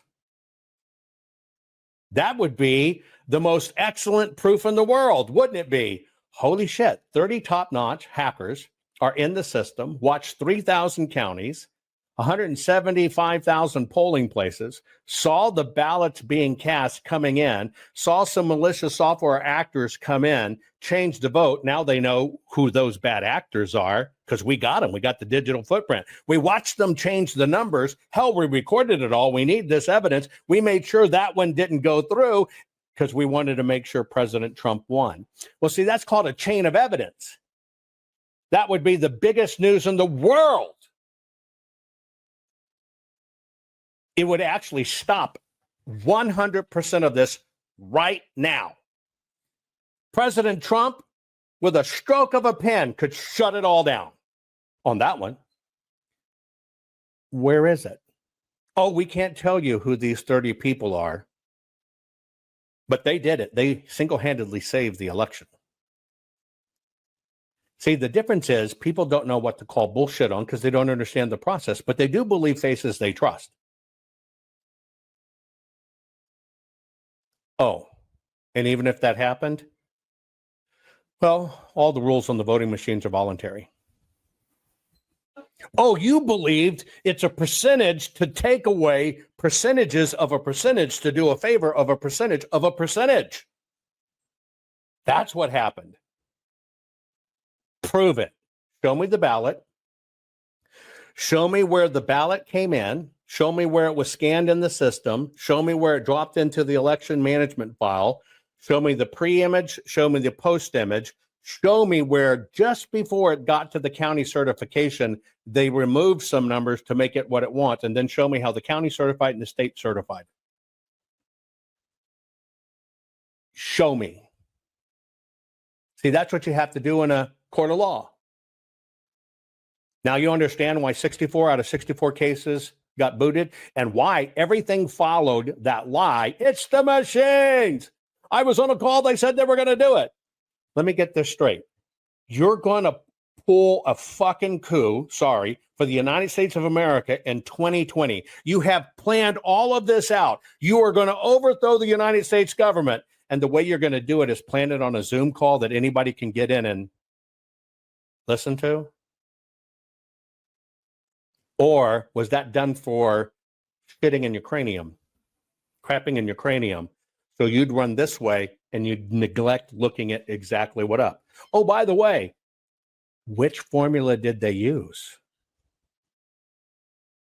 The 6th degree? The fractal pterodactyl? Oh, okay, there was a formula used. Show me the ballot. Show me the ballot. Show me where it went in. Show me what it looked like when it came in. Show me what it looked like after the fact. Show me where it dropped in the EMS file. Show me that it was certified by the county. Show me that it was certified by the state, because that's the crime. You get it? Now, the reason I'm doing this, and I'm gonna break these down, multiple shows. This is what we did in the Arizona audit. It proves federal racketeering of the most egregious amount. Everything I've told you that has to be proven, we have over and over again, and can name names. This is why they worked so hard on the left and the right to make sure you didn't get it. Oh, by the way, but there was 0.75% of a vote. Show me. It's just a simple question. Show me. See, that's the point, folks.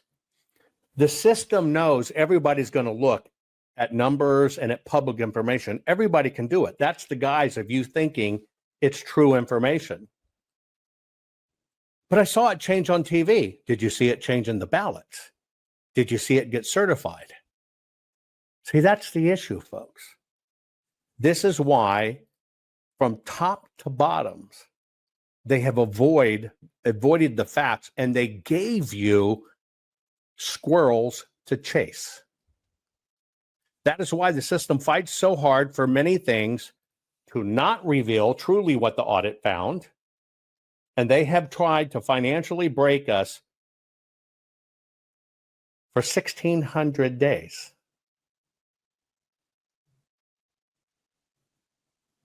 We thought it was just going to be a simple audit. We do what we do. Here it is. We've learned so much more. No, it's not just a simple audit. It's not just a simple audit. People actually come to you and say, well, we looked at 2014 census data, and I looked at the numbers from the public files of one county, and when I look at that, what I learned in COVID or whatever, I see it's a 6-degree polynomial, and here it is. Who's ever told you, check my work? We've got 20,895,610 digital and forensic images of varying formats. We've got 208 million evidence proof files. We did 58 billion forensic measurements alone, which required 2 trillion individual base computations. And by the way, it's all in perfect chain of custody and can be repeated, tested, verified, cross-verified, and none of it's created by us because it's just the numbers the county said was right They said these are the ballots, so let's just look at the ballots and what do they tell us. And by the way, there's no theory in there. It either is or it isn't. And think about what you've been told. Now you're hearing President Trump working the politics machine where we know it's the mail-in ballots. You finally got over the PCAP stuff because in court, they were proven in a court of law, well, they didn't really exist. We didn't really have them. But they're meanies. It's all been a con, folks. But the system works to break us. They hope by all of this time waiting, even though we did the work, they never contemplated that we would 100% stay in audit mode. See, we're still in audit mode 1,600 days later. And I, right now, can do 5 or more programs to find even more that we now happens. But see, we stayed in audit mode and a perfect chain of custody and haven't closed the books. And they hope to break us. So yeah,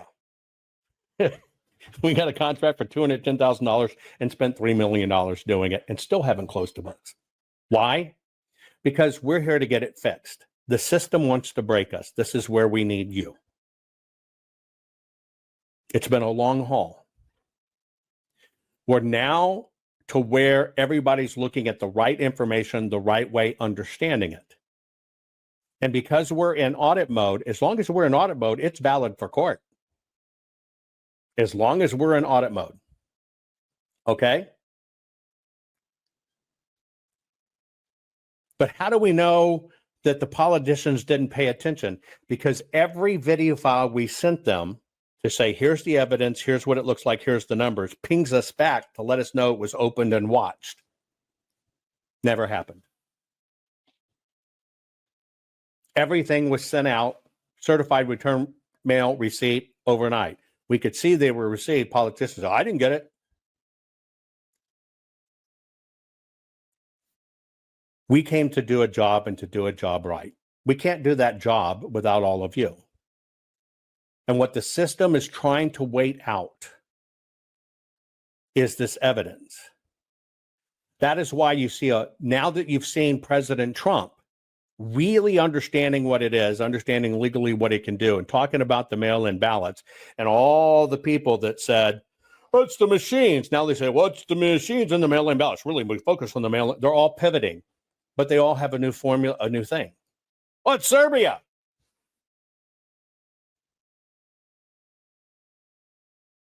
We're in a war, folks. It's the best work my team and myself have done in our entire life.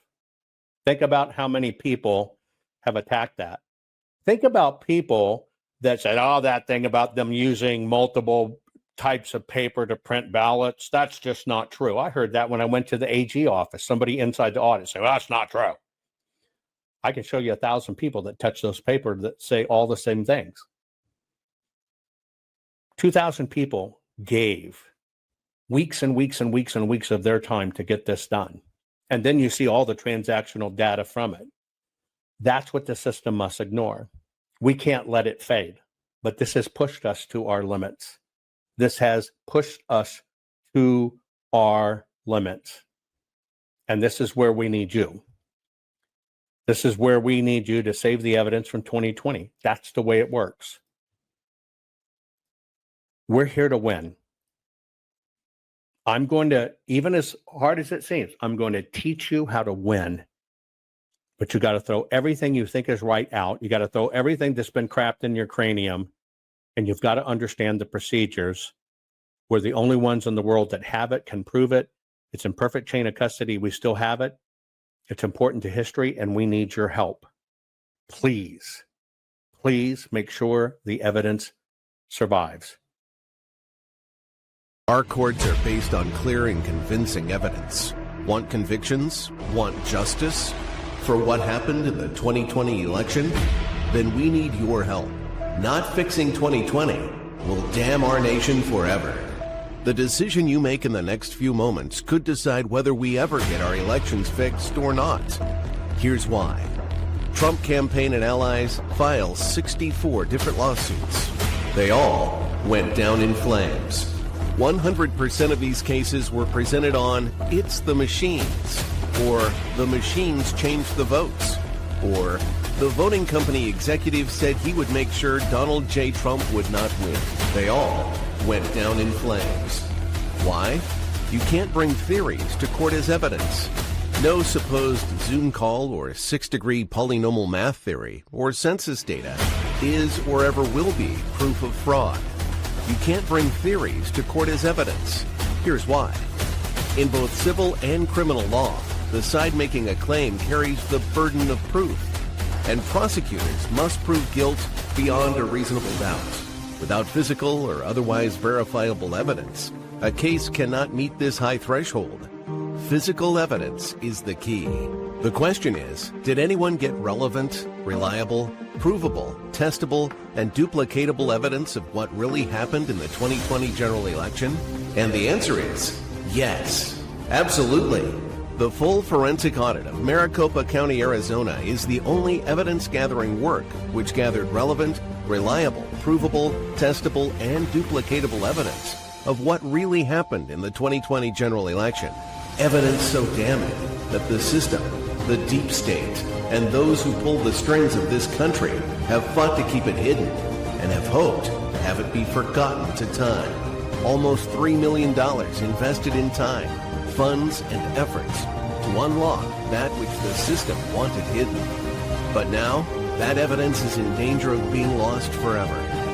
So if you want what happened in the 2020 election fixed, then we need your help. Please donate to protect and secure this historic evidence. With the 2026 midterms coming up, the system is going to try to lame duck President Trump and then most likely introduce new impeachment proceedings. This is the evidence which will help win the war which is surely to come. We need to keep Maricopa County full forensic investigation and archive secure and ongoing. So if you want what happened in the 2020 election fixed, then we need your help. Please donate to protect and secure this historic evidence. We need your help securing the full forensic audit archives. Don't allow the only testable, objective, and reliable 2020 election evidence fall into obscurity. Millions were spent on getting it documented and tested. This is historic evidence. Not fixing 2020 will damn our nation forever. The historic Maricopa County full forensic audit effort processed 20,895,610 digital and forensic images of varying formats, resulted in 208 million individual evidence-proof files. The system processed over 58 billion forensic measurements, resulting in over 2 trillion individual base computations. No hopium, no hype, just hardcore forensic evidence. Please make sure the Maricopa County full forensic audit archives survive. Donate now. So if you want what happened in the 2020 election fixed, then please donate to protect and secure this historic evidence. We can't do it without you. We need you. America needs you. Our future needs you. Please donate now. Not fixing 2020 will damn our nation forever. Please donate now. Hey, folks, welcome to the program. This is part 2.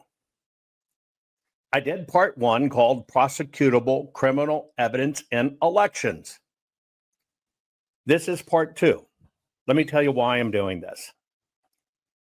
Many people are, befuddled, upset, angered at why have there been no convictions regarding all of the nefarious things that we saw happen or we were told happen with the 2020 election, because we all know that the 2020 election went upside down.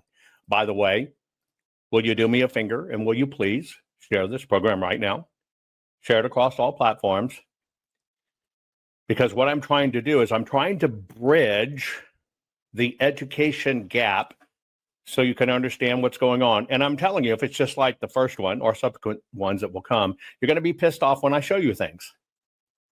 But my job is to make you the smartest patriot in the room. Here's the deal.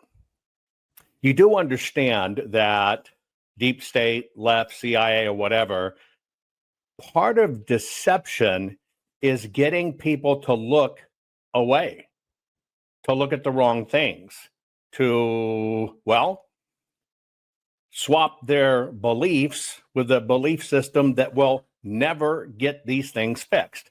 I personally believe that is what has happened. I personally believe a lot of things that happened regarding the 2020 election were planned and orchestrated. Let me just use this general rule of thumb. I want you to think about it for a moment. If all of the nefarious powers that be, deep state, CIA, or whatever, were going to attempt to overthrow our country and get control of everything, do you think they would leave any stone unturned? Just a question. Do you think it would be a quick operation, in and out, just do one thing? Or do you think it would be a very long-term strategic play and that they would have covered all of their bases? Now, if you're logical and linear in your thinking, you will understand that if you too wanted to overthrow a country, you don't just go in guns blazing. Many times you go in cheating, stealing, seducing, and very quietly. Now, you must think about this when you have good sides and bad sides, and good and evil, everything else. If you really want to win the fight and you want to take over a country, do you just rig an election? Think about that for a moment. You've got a country worth hundreds of trillions, let's say $400 trillion. And even if you could just control the people and you get a little bitty percentage override of that, you understand how much money that is, right? Now, put this into context. The country you want to take over is the most armed country in the world.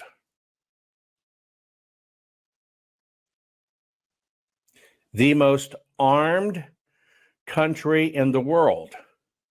The most mobile country in the world. The most socially addicted, tied into information country in the world. And the most media and celebrity driven country in the world. So you do that by just going in guns blazing and you just rig an election? No. You know it and I know it. And so sometimes you have to kind of put your crime hat on. And you have to understand CIA or deep state, whatever you want to call it, part of what the deep state is means they're deeply embedded, deeply hidden, and hard to recognize. They're not going to walk around with a red star on their head or something like that, or, hey, t-shirt, I'm deep state. That's not how it works. It's very subtle, and they infiltrate, and they take over. But the number one battle they fight for, and the number one battle they don't want to have, kind of go together. See, if they don't want to have an armed confrontation with the most armed country in the world, then you have to conquer people's minds. I've always told you the battlefield is exactly a half inch right there, getting through your forehead to your brain. And so that's why I'm doing this series, because you need to understand it is literally us against the system. There is no left. There is no right. There's only overlords who move us around like pawns. So in doing the series, I hope to help you understand, not only from a legal standpoint, some of the things that you have to look at, but also understand when you get this, when you understand what was done, you're going to get a more appropriate picture of who the real bad guys are. And it's not going to be the people you think it is. Because, see, this was a war of disinformation. This was a war of the mind. And that's why we're going to cover in this series. This is part 2. Already did part 1, right? In this series, we're going to talk about what is prosecutable criminal evidence. Prosecutable criminal evidence. Now, this is exceptionally key because one of the things I'm going to do is to take you through how all of this works and what you need to know. And sometimes people don't even understand some of how the basic things of this work, right? Let me read this to you. Expert testimony is only allowed if it's based on, now pay attention, reliable, duplicatable methodology applied to actual evidence. One more time. Expert testimony is only allowed if it is based on reliable, testable, or repeatable methodologies applied to actual evidence. Now, that means in a court of law, if you want anything to be done, anything to be adjudicated, anything to be prosecuted, you have to understand the rules of engagement. Now, any thing that you're going to present in court is going to require that it's testable, objective, repeatable, reliable. Those are the facts. Now, why am I even doing this? And I'm just going to kind of give you a recap just so you understand. When all of this broke out in 2020, look, we knew something was coming when they stopped counting. Of course, it was pandemic year. But there were 64 lawsuits filed on whether it be President Trump and team themselves or on behalf of President Trump or fighting for President Trump, 64 major lawsuits filed. Out of those 64 lawsuits, 20 basically were dismissed before there was any kind of hearing in the courts at all. At all. No standing, BS kind of stuff. Now, you also have to understand the standing issue. We have state elections that have federal components. We don't have federal elections that have state components. And so many attorneys did a leapfrog trying to get it right to the federal level as quick as they could, because you got to go through the process, state, federal, Supreme Court. Major flaw. But another thing in those cases is all of those cases predominantly mimicked things that were going on at the time. The machines changed the vote. It's the machines. One of the election company executives says, don't worry about Trump. You know, we got it fixed. Don't worry about it. They all carried things in them that were going on in the media at the time. They were all seeded with that. Now, what that did is those 20 immediately went away. The next 30 lawsuits did get some measure of court appearance or hearing or what with them. All of them. All of them. 100% of them got booted because they couldn't meet the merits standard on their merits. This is wrong. This is not factual. This is conjecture. This is opinion. This is theory. It's not based on facts. And then the remaining 14 lawsuits were just basically Trump team and whoever decided We're not going to get anywhere with this. And so what I'm doing is I'm unpacking this for you to help you understand what is most important about evidence. Now, I do this from the standpoint of having planned and conducted, right, the Maricopa County full forensic audit. It's the first time it's ever been done in history, ever. Now, you probably watched that audit occur. We put it up where you could watch it. You could watch everything. It's been, 1,500 plus days since then, 4.4 years since then. But what you watched happen in that scenario was the first time it has ever happened in an election. Remember, Maricopa County is the fourth largest county in the United States of America. It represents the second largest voting block of voters in America. It's a big deal. It is, its elections are larger than most states. And most people don't know that. And so we're talking, it's a big deal. Now, in that audit, when you look at the 2 million plus ballots, here's what we did. We processed 20,895,610 digital and forensic images of varying formats. Those forensics generated 208 million individual proof files, evidence files. We did a little over 58 billion forensic measurements, which resulted, right, and came to head with over 2 trillion individual base computations to even figure out what went wrong. Now, that's a lot of data. That's a lot of information.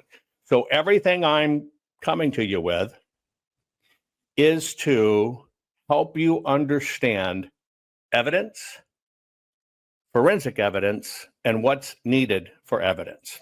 So first, let's go here. I give you examples. I just walk you through it. I give you examples, and then we talk about the rule of law, but more importantly, the rule of evidence. Because I know everybody's fed up. Why don't we have these rat bastards in jail, right? Why don't we have that? Okay, let's start here. Do you remember this image? Look at it very carefully. Do you remember this image? Now, when you look at this particular image, which I'm going to show you in video form, okay, you're going to have to accept what's called the burden of proof legal standard, right? Both in civil and criminal law, the side making the claim, which is us, carries the burden of proof. We are saying this is wrong. Us have the burden of proof. For, criminal trials, prosecutors must prove guilt beyond a reasonable doubt, okay? So these are two different things. Now, what it has to do is it has to be reliable and verifiable. Physical evidence that are allowed, fingerprints, DNA, documents, video, weapons, etc., can be examined and then by experts, tested scientifically, and then cross-examined in court. Remember that, examined by experts, tested scientifically, cross-examined in court. Theories and opinions are not allowed. And in order to do this, it has to be a reliable, dependable, repeatable methodology applied to actual evidence. That is how it works. That is how it works. Okay? Courts allow interpretations only after the evidence is presented. That's the key. You don't go and say, this is what I think happened, but it's based on your own personal opinion, your own personal formula. It's, here's the evidence.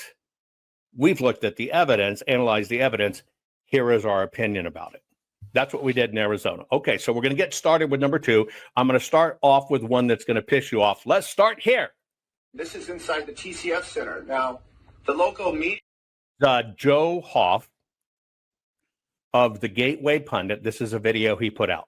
This is inside the TCF Center. Now, the local media said that this never happened. Hattie actually called me on November 4th. She was inside the TCF, and she said, Jim, you won't believe it. I just heard that a van dropped off boxes of ballots in the middle of the night, and she was working inside the TCF that morning. So we put in a request to get this video. It took months, and we got this at Gateway Pundit. We put this up on on our site. We tweeted about it, and that's when we lost our Twitter account, by the way, by putting up this video.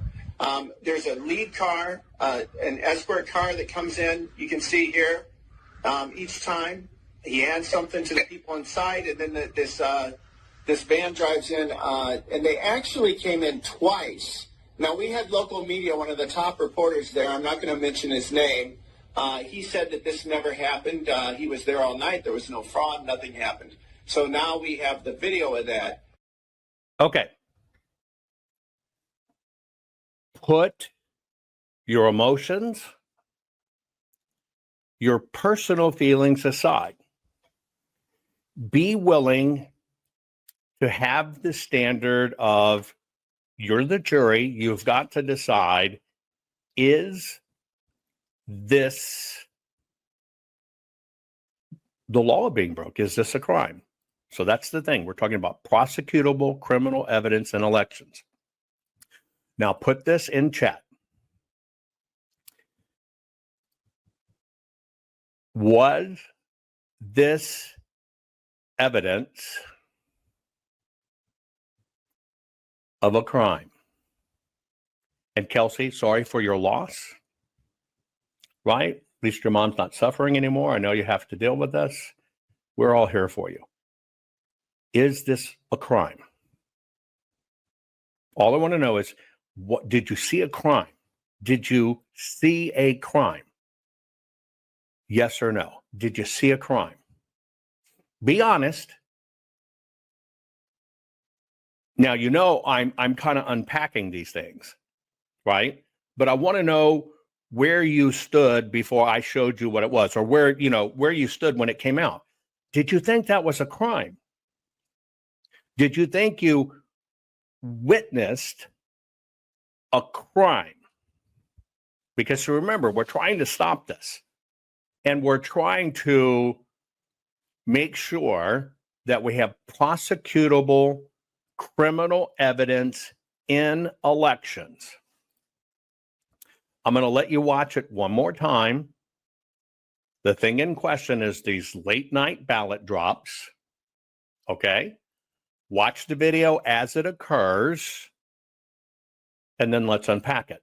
This is inside the TCF Center. Now, the local media said that this never happened. Hattie actually called me on November 4th. She was inside the TCF, and she said, Jim, you won't believe it. I just heard that a van dropped off boxes of ballots in the middle of the night, and she was working inside the TCF that morning. So we put in a request to get this video. It took months, and we got this at Gateway Pundit. We put this up on on our site. We tweeted about it, and that's when we lost our Twitter account, by the way, by putting up this video. There's a lead car, an escort car that comes in. You can see here. Each time he adds something to the people inside, and then this van drives in, and they actually came in twice. Now, we had local media, one of the top reporters there, I'm not going to mention his name, he said that this never happened. He was there all night. There was no fraud. Nothing happened. So now we have the video of that. Okay. I want you to put in chat what you saw. Two things. This is your exercise. And you might want to write this down and pencil, paper too. Okay. Put in chat. Pay attention, folks. Okay. Because if you don't know how they do it to you, you can't fight against it. Put in chat. What did you see? Where was it? What did you see? Where was it? Now, I know many of you are saying, and we'll deal with this, don't let me forget it. Some are saying, look, the election was over at midnight. And so it should be a crime of military ballots. While you're putting in chat, what did you see and where is it? Let me address that one, okay? Okay. Number one. What does the election over mean? The election was over at 8 p.m. What does the election being over mean? Not fixing 2020 will damn our nation forever. The historic Maricopa County full forensic audit effort processed 20,895,610 digital and forensic images of varying formats, resulted in 208 million individual evidence-proof files. The system processed over 58 billion forensic measurements, resulting in over 2 trillion individual base computations. No hopium, no hype, just hardcore forensic evidence. Please make sure the Maricopa County Full Forensic Audit Archives survive. Donate now. So if you want what happened in the 2020 election fixed, then please donate to protect and secure this historic evidence. We can't do it without you. We need you. America needs you. Our future needs you. Please donate now. What does the election being over mean? Put it in chat. Again, folks, go through the drill, learn. You know, I'm like anyone else. I'm tired of us getting our ass kicked. And unless we adopt standards, because this is going to happen again, folks, it's coming. All we're going to do is get our ass kicked. Okay? When was the election over? Now, most people think no more ballots should come in. That's wrong. See, the definition of an election being over only means the polls are closed. Here you go. People are getting it. It means no more ballots cast. Doesn't mean no more voting. It means no more ballots cast. All that the end of the election being 8 p.m., all it means, right? All it means is no more votes cast. Now, there is a technicality. If 8 p.m. comes and there's people in line, they don't say, sorry, we can't accept your vote. That's not how it works. Now, see, everybody's saying, well, if the poll closes at 8 p.m., there shouldn't be any more votes. That's not how it is. That's not the rule of law. So the close of election, folks, first off, only means, right? No more original cast votes. So I asked you in the video, what did you see? And by the way, casting a ballot and the votes counting are two different things. In fact, your legal right is to cast a ballot. That's the right you have. The right to cast a ballot. Only one state actually has in their laws, you have the right to cast a ballot and for that ballot to be counted. Interesting. So here's what I asked you. I asked you in the video, what did you see? And the answer was ballot boxes being delivered after hours at the TCF Center in downtown Detroit. Okay? I'm going to let you watch it again. Tell me what you see. This is inside the TCF Center. Now, the local media said that this never happened. Hattie actually called me on November 4th. She was inside the TCF, and she said Jim, you won't believe it. I just heard that a van dropped off boxes of ballots in the middle of the night, and she was working inside the TCF that morning. So we put in a request to get this video. It took months, and we got this at Gateway Pundit. We put this up on on our site. We tweeted about it, and that's when we lost our Twitter account, by the way, by putting up this video. There's a lead car, an escort car that comes in. You can see here. Each time he hands something to the people inside, and then this van drives in, and they actually came in twice. Now, we had local media, one of the top reporters there, I'm not going to mention his name, he said that this never happened. He was there all night. There was no fraud. Nothing happened. So now we have the video of that. Okay. What did you see? Now, most people would say we saw ballot boxes being delivered after hours at the TCF Center in downtown Detroit. Is that what you saw? You saw ballots being dropped off that were already filled out but not counted? What'd you see? Or did you see two transactions, a large delivery and a second vehicle taking something? What did you actually see? Well, the reality, you saw people, two transactions, and a second vehicle taking something. That is literally what you saw. Now, see, we're doing this by the standards of court. By the standards of court. I want you, now this is very important for you to learn how to get and win cases, but also how all of us got to get our shit together. Did you witness anything illegal in that video? Put it yes or no. Yes or no. Did you see anything illegal? Yes or no. No, you didn't. Not a thing. Is there anything illegal that went on in that video?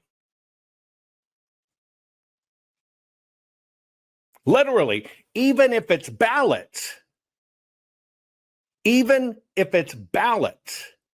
did you see anything illegal? Folks, we're trying to win. I'm trying to get you up to par. Did you see anything illegal in that video? Nothing illegal. Nothing illegal. How many ballots did you see? Can you estimate how many ballots you saw?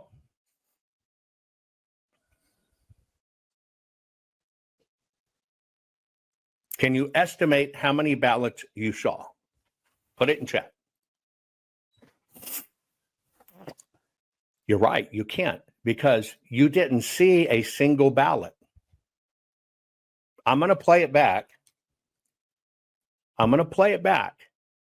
And I want you to tell me about what time code, right, and to play. Watch your clock and everything. Tell me where you saw the ballots. Get ready. Here we go. This is inside the TCF Center. Okay. Now, are we seeing ballots here?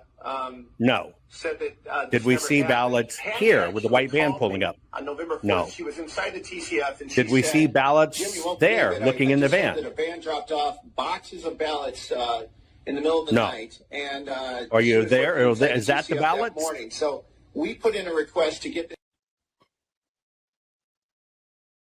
How many ballots did you see? Not a one. Not a one. Remember, I am putting you in the seat by law. By law. When I ask people to tell me what they saw, most people wrote what they heard. I didn't ask you, what did you hear? I didn't ask you, what did you hear? We're in a court of law. I asked you, what did you see? This is inside the TCF Center. Now, the local... Ready? I'm going to play the video again. I want you to show me the address identification of the location that you could, in a court of law, beyond a shadow of a doubt, say this is the TCF Center. Here we go. This is inside the TCF Center. Now, the local media said that this never happened. Hattie actually called me on November 4th. She was inside the TCF, and she said, Jim, you won't believe it. I just heard that a van dropped off boxes of ballots in the middle of the night, and she was working inside the TCF that morning. So, okay, so let's look at that.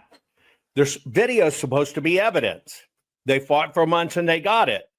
But if you actually look at it in a court of law, did he experience it?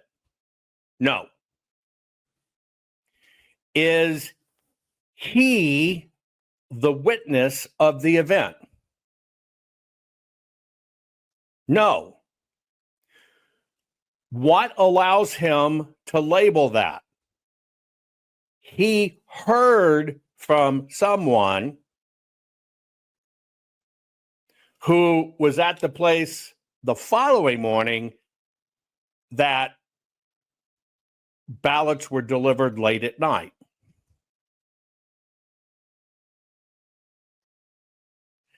What you saw was something being taken out of a van, looks like parking or underground parking, taking inside. That's what you saw. That is all you saw. There's nothing in there. There's nothing in there that says they're ballots. Now, I'll do this. Somebody said they should have transparent boxes. Okay? Get ready. Get ready. I'm going to play it again. Let's all play like the boxes are 100% transparent and you can see right in them. Tell me what you see. this is inside the TCF Center. Now, the local media said that this never happened. Hattie actually called me on November 4th. She was inside the TCF, and she said, Jim, you won't believe it. I just heard that a van dropped off boxes of ballots in the middle of the night, and she was working inside the TCF that morning. So we put in a request to get this video. It took months, and we got this at Gateway Pundit. We put this up on on our site. We tweeted about it, and that's when we lost our Twitter account, by the way, by putting up this video. There's a lead car, an escort car that comes in. You can see here. Each time he adds something to the people inside, and then this van drives in, and they actually came in twice. Now, we had local media, one of the top reporters there, I'm not going to mention his name, he said that this never happened. He was there all night. There was no fraud. Nothing happened. So now we have the video of that. Ready? Even if those boxes were transparent, we're doing this by a court of law. What would you see? Put it in chat. And I want you to understand, what would you see? And you're right. A person walking towards a murder scene doesn't prove they know or they committed the murder. So let me just break this down for you. Even if those boxes were transparent, in a court of law, all you could say is, I saw something in it. Even if you got a close look, you would say, I saw ballot packets. Because, see, here's the real deal. With those being the ballot packets, which you assume have a ballot and a return envelope inside one case, or it's a return security envelope, which you can't see through, it should have a ballot inside. But did you see ballots being delivered. See, you didn't. You did not. Not fixing 2020 will damn our nation forever. The historic Maricopa County full forensic audit effort processed 20,895,610 digital and forensic images of varying formats, resulted in 208 million individual evidence-proof files. The system processed over 58 billion forensic measurements, resulting in over 2 trillion individual base computations. No hopium, no hype, just hardcore forensic evidence. Please make sure the Maricopa County Full Forensic Audit Archives survive. Donate now. So if you want what happened in the 2020 election fixed, then please donate to protect and secure this historic evidence. We can't do it without you. We need you. America needs you. Our future needs you. Please donate now. But did you see ballots being delivered? See, you didn't. You did not. This is where we lose. And this is part of what happened. Now, I want to let you know, I believe it's all bullshit. But see, we're not talking about what we believe. What we're talking about is how do we present and get prosecutable criminal evidence in elections. And the bottom line, in the eyes of the court, you were told what to believe. Now, by rule of law, if in fact they have a sign in and sign out somewhere with security, now you got a piece of paper that can confirm the delivery. You got video. Do you have the delivery sheets? You saw what I'm saying? The court only operates off of irrefutable proof. Now, this is why I have to get you to understand this, because the reason we lost is because the courts must have evidence. There is a hard evidence rule law. And evidence is testable, objective, repeatable, and reliable. Theories and opinions can help explain evidence, but they cannot replace it. Now, this is how the law is set up to protect truth-seeking and the rights of the accused. That's the bottom line. That is what all of this is about. If you were intellectually honest, you got told what that was, which is going to lead me to the second one, but I'll show you, okay? Again, I'm doing this in bite-sized pieces so you can unpack this, you can get your brain around it, and we can be better at what we have to be better at, because it's going to happen again. It's coming in midterms 26. It's coming. Okay? And we cannot let the same mistakes happen. And by the way, the court of public opinion is totally different than the law. But I find it curious how many different things came into the public opinion realm that completely changed the way you think objectively. I'll get to that in a minute. Let me show you another example, okay?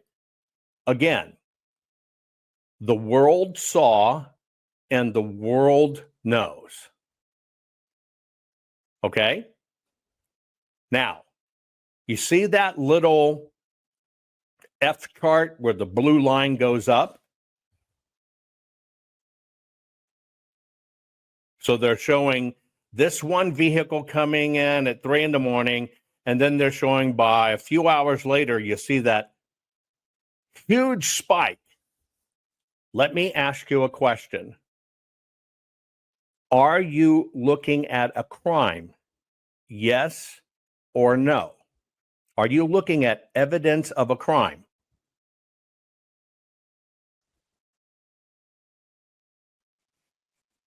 And you're right. The judges have to follow rule of law, even when they may think the same as the witness. And yes, if you want people to learn, repost this. Look at this. You saw that little chart with the line going up. Okay. You saw a delivery van. You saw the F chart. All kinds of people you never heard of in your life instantly became experts on these charts. Did you see a crime? No, this is theory that somebody released as a meme. I want you to be honest. I want you to be honest. Now, here's what you can verify. Ready? You can actually verify in a court of law that video was in fact provided by the TCF Center. Can you or can you not? Yes, you can, because there would be a FOIA request, right? So you can at least validate it's them saying it came from the TCF Center. You could look at data, right, and see that sharp spark. Okay, ready? At what time they must counted all ballots? Put it in chat. At what time must they count all ballots? Put it in chat. I'm going to wait for you. I'm going to pull something up. Okay. At what time, right? At what time must, or here it is. I think I found one. Hang on. Here you go. I'm going to use this. Yeah, I can. Good. Okay.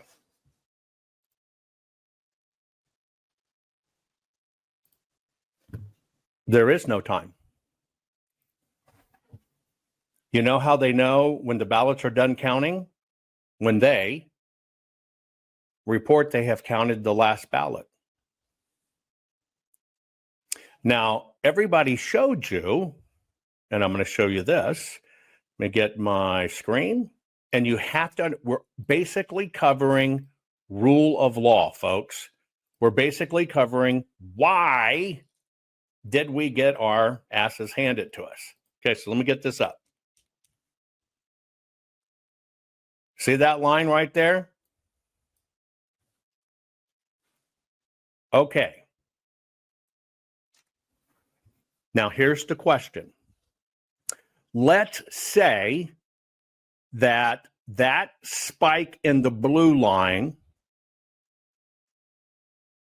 occurred within relative time frame of the delivery of whatever it was.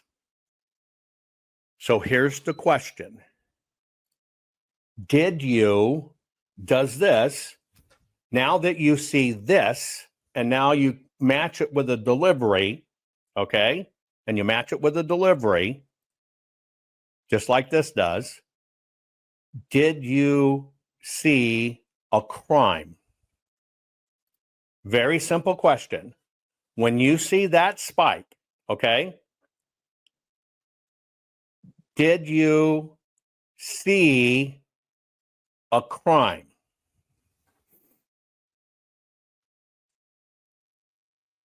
Please be honest. Yes or no. Don't get disheartened by this. Get educated by this. Get educated by this. You should be asking why people were putting out videos of a van telling you that was ballots because they said someone called them to tell them what it was because someone else called that person. So that person called this person called that person made a video. Now, is this a crime? Is it even against logic?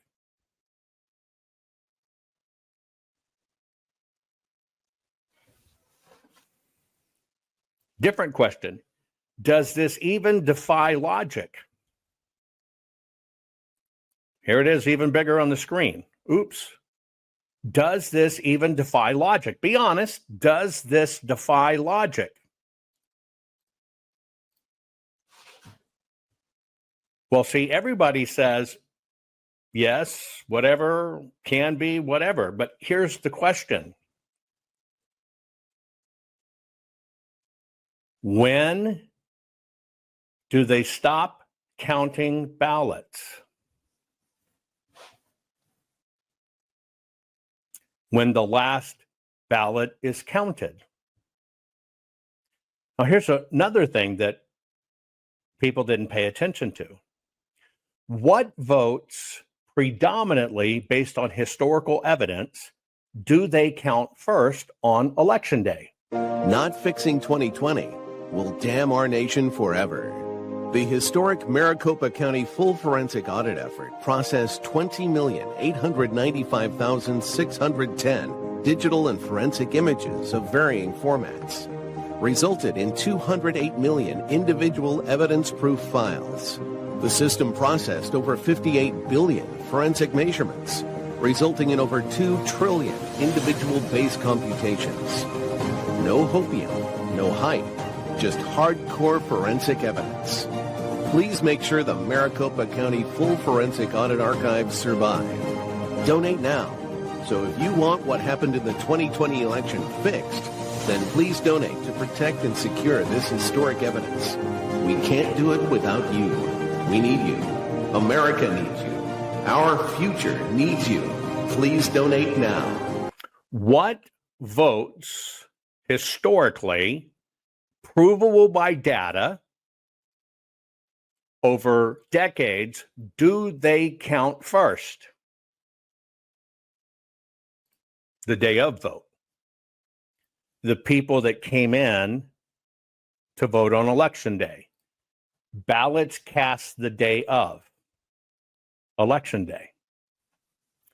What is run in after they count Election Day?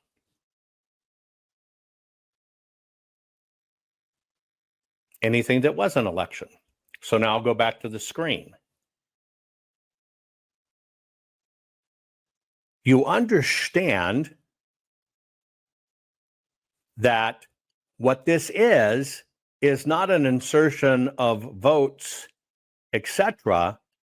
This is when the tally cards get run in because they're counting Election Day first, which is the arc. And then the last thing they count is the injection of the mail-in ballots. And so what you're actually seeing here is when the mail-in ballots dropped to the EMS, the election management system. So that's the next question. Is that chart, which you were told by all kinds of people, that's a crime, that's a crime, that's a crime, that's a crime. Okay? When you understand how ballots are counted and they count the mail-in last, right? You can and will get spikes like that. But we're asking by a court of law, is that a crime? Is that line evidence of a crime?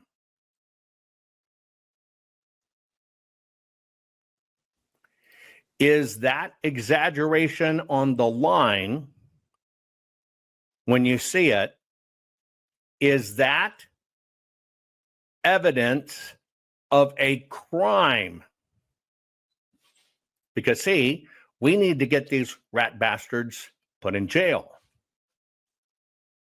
Is that evidence of a crime? Is that evidence of a machine inserting a vote? It actually is. Now, you didn't witness crime in that. See, you were told, look at all these phony votes they inserted. If I blow this up, okay, we're going to go way up in this sucker. Okay? We're just going to deal with that little bent line. Dang it. Let me see if I can get any bigger. See that little line? On that straight line, how many of those votes were legal? How many of those votes were illegal? When you look at that line, how many of those votes were legal? How many of those votes were illegal?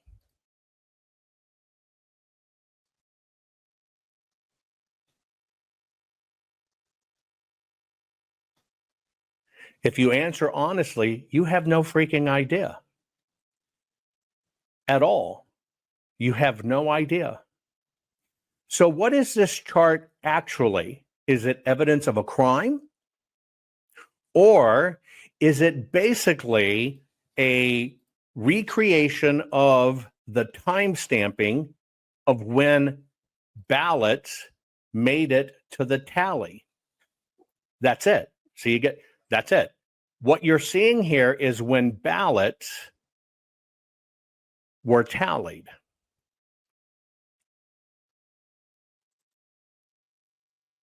That's all this is. Now, what you don't know is the status of the ballots. You don't. Now, put a pause in that for a moment. As we went through the drill with the video, and I've got more for you, as we went through the drill in the video, you were told they were ballots. You were told it was the TCF center. The person who told you was not the witness. The person who told you was not the witness. The person who told the person who told him, who told that guy, we don't know if they heard it, saw it, witnessed it, or whatever. And by the way, in a court of law, more than likely what those were ballot packets, because you don't really know if a ballot's inside. Now, why is that? Well, see, the ballot packet, there's two.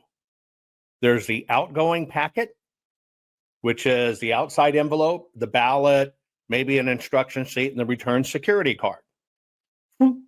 That's the ballot packet. This is what they nailed Carrie Lake on. Well, you went and picked up stuff outside of the boxes while everybody was inside. You picked up ballots and you took them away. No, we didn't pick up ballots and take them away. And you see all this court testimony. People saw you go to that box and you took ballots out of it and you took them out. Why do you have to do that? They said, we did not take any ballots out. When you finally got around to it, they said, we took ballot packets, which is actually legally correct. It's the same thing when Dominion says we do not manufacture machines that connect to the internet. Is Dominion executive telling the truth? Yes, because they don't manufacture machines. They're a software company. And so, see, when Richter in Arizona said, we didn't pick up ballots, we picked up ballot packets, he's actually telling the truth. See, because until they reopen that envelope, they don't know if the ballot's in there. That's why words matter. But if we go back to this chart, where'd you get your words?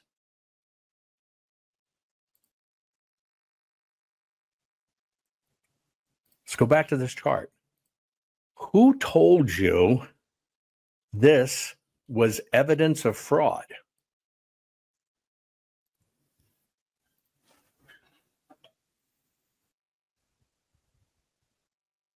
Think about it. Who told you that was evidence of fraud and that was fraudulent ballots being stuck in the system?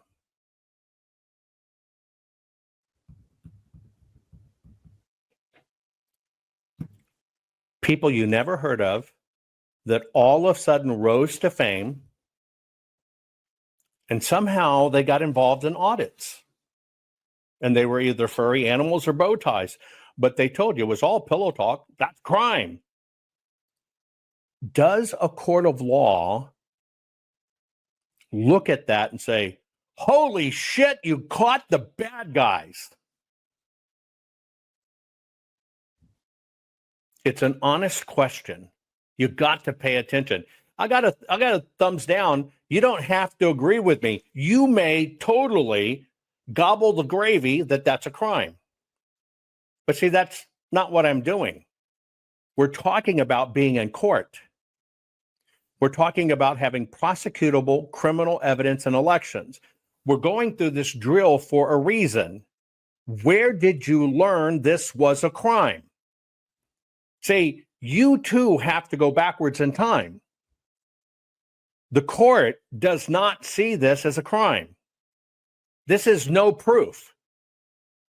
Zero. In 100% legal description, this is a plotted timestamp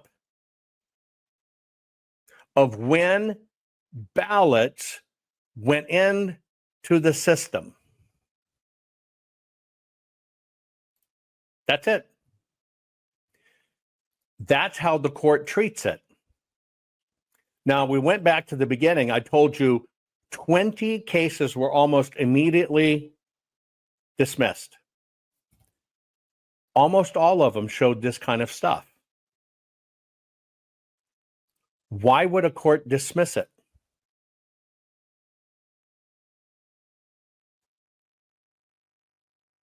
Why would a court dismiss it?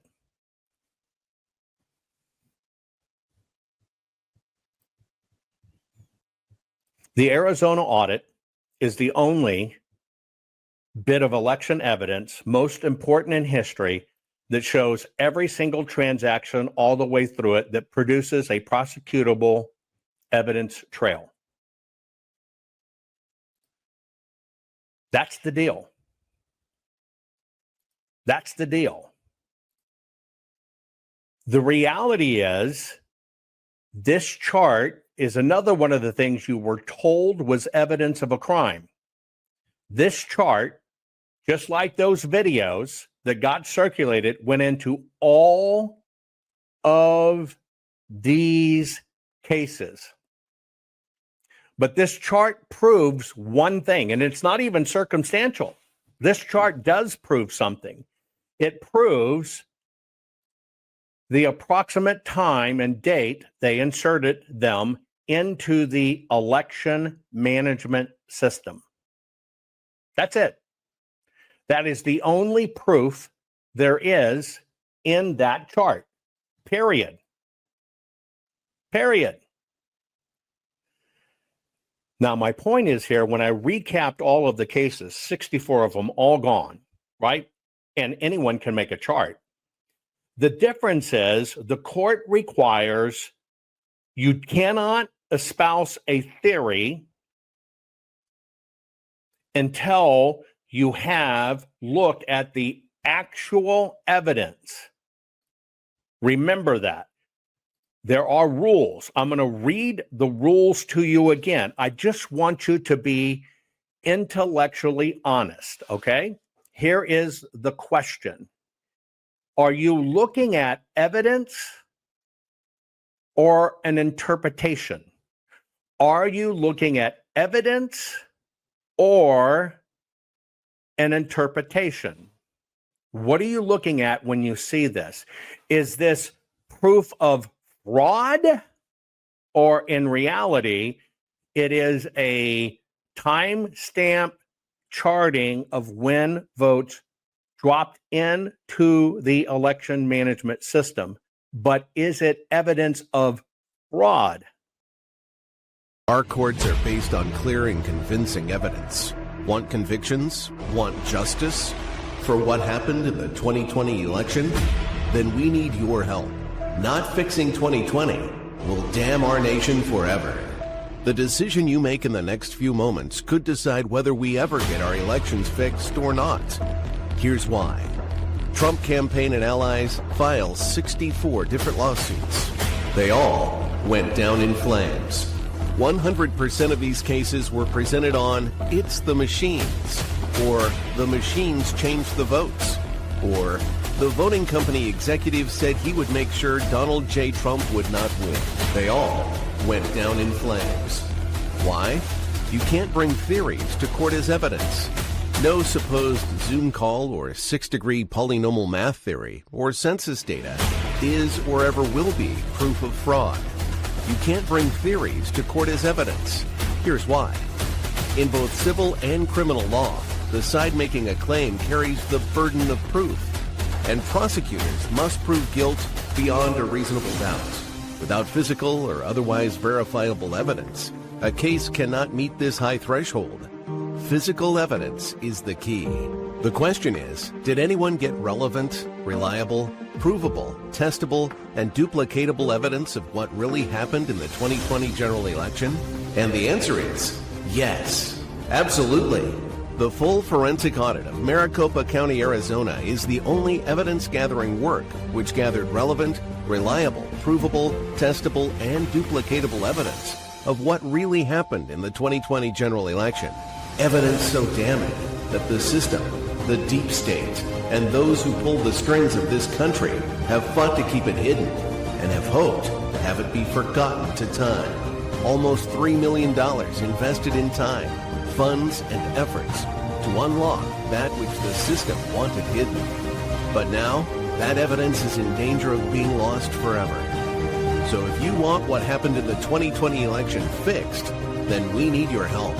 Please donate to protect and secure this historic evidence. With the 2026 midterms coming up, the system is going to try to lame duck President Trump and then most likely introduce new impeachment proceedings. This is the evidence which will help win the war which is surely to come. We need to keep Maricopa County full forensic investigation and archive secure and ongoing. So if you want what happened in the 2020 election fixed, then we need your help. Please donate to protect and secure this historic evidence. We need your help securing the full forensic audit archives. Don't allow the only testable, objective, and reliable 2020 election evidence fall into obscurity. Millions were spent on getting it documented and tested. This is historic evidence. Not fixing 2020 will damn our nation forever. The historic Maricopa County full forensic audit effort processed 20,895,610 digital and forensic images of varying formats, resulted in 208 million individual evidence-proof files. The system processed over 58 billion forensic measurements, resulting in over 2 trillion individual base computations. No hopium, no hype, just hardcore forensic evidence. Please make sure the Maricopa County full forensic audit archives survive. Donate now. So if you want what happened in the 2020 election fixed, then please donate to protect and secure this historic evidence. We can't do it without you. We need you. America needs you. Our future needs you. Please donate now. Not fixing 2020 will damn our nation forever. Please donate now. Do you understand the difference between interpretation and theory versus evidence? Now, in the court's eyes, you are required by law to present the evidence. And then once you have presented the evidence, only then, hang on one second, I've lost myself here. Who told you that was evidence of fraud?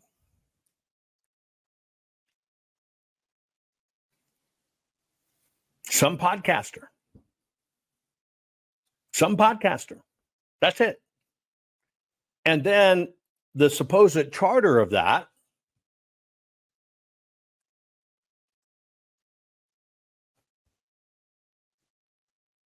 basically rose to fame as an election guy.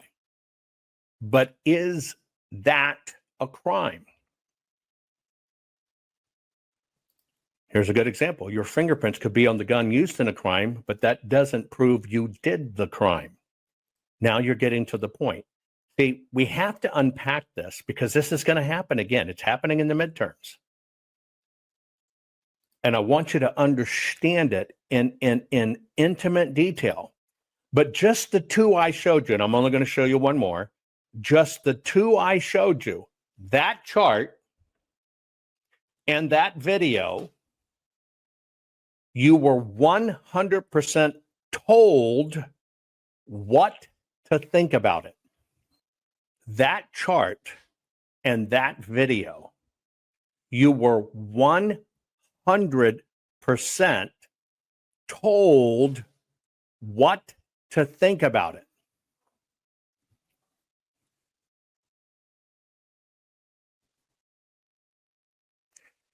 Therefore, your belief systems were modified. Your belief systems were not modified by evidence. Your belief systems weren't modified by fact. For the 2020 election and all of that stuff, just like the mainstream media did to us, folks, you were told what to believe about that video and about that chart. You were told what to believe. Where if you could take all your emotions back and just sit there, right? And you had to describe what you saw, it probably wouldn't be the same. And yeah, you're probably having a very hard time trying to figure out who to believe. Now, let me put a pin in that for a moment. When I'm talking to you about elections, I'm talking to you as the only person in American history to physically look at 2 million general election ballots. The first person in history to organize, do, execute, and create a full forensic audit of an election, any election. And it just happened to be the 4th largest county in the United States of America, the 2nd largest voting group in the United States of America, and it happened to be this election. So what I am telling you is everything that is the result of a full forensic audit. I only audit what is. What is. And once you figure out what it is, then you can make an interpretation. But here's the question. If you honestly ask yourself, where did my belief system come from? You were given that by media somewhere.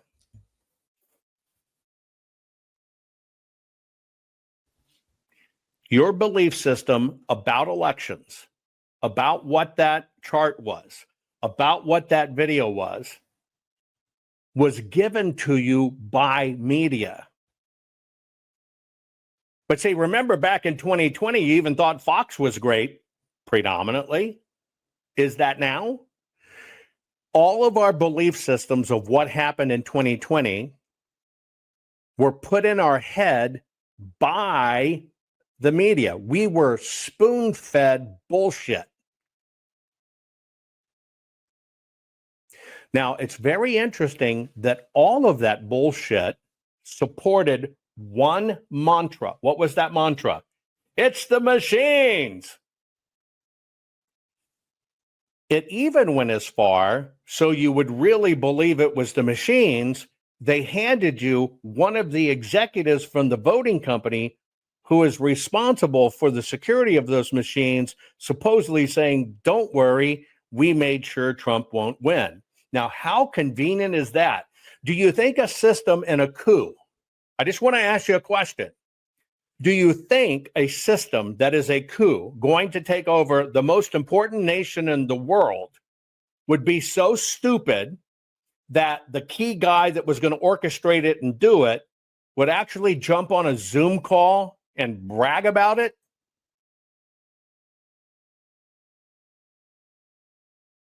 Just an honest question. I even told you, I started telling you years ago, Soros is not the bad guy. He's just the person that agreed, I'll let people hate me as long as the money's good. And then you find out after Doge that all that money he was investing in these countries came from us as taxpayers. Our government gave him the money. He turned around and used that money against us. So again, when I said at the beginning, all I'm giving you is when it literally comes to court, you have to have prosecutable criminal evidence in elections. Everything you think you know or bought from elections, sans me, comes from a group of people who told you what to think. They didn't show you what to think. They told you what to think. Now, here's what I find interesting. All of these theories broke at the same time. If we were investigating it, isn't it interesting that all the theories came about at the same time? It's rigged by the voting machine company software executives. Look at that spike. Oh, they're delivering ballots. That F means inserted fraud. Now, let me show you the last one we're going to cover. Okay? Ready? You probably saw this. Do you remember this? What were you told? And put honestly.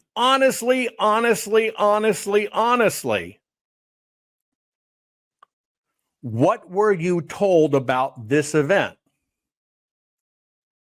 At the same time, when everybody with the 17th letter of the alphabet saying, don't worry, it's all sting operation, we're good. We're 4.4 years past that. Who got arrested? Who got guillotined? Who got whatever? Okay, what were you told about this? You were told this was vote flipping. You were told this was fraud. You were told they changed the votes and you saw it live on TV. Right? That's what you were told. It's the machines. See, here's the difference. You're right. Things look different in a courtroom. This proves that they took the vote. They swapped that. Not fixing 2020 will damn our nation forever. The historic Maricopa County full forensic audit effort processed 20,895,610 digital and forensic images of varying formats, resulted in 208 million individual evidence-proof files. The system processed over 58 billion forensic measurements, resulting in over 2 trillion individual base computations. No hopium, no hype, just hardcore forensic evidence. Please make sure the Maricopa County Full Forensic Audit Archives survive.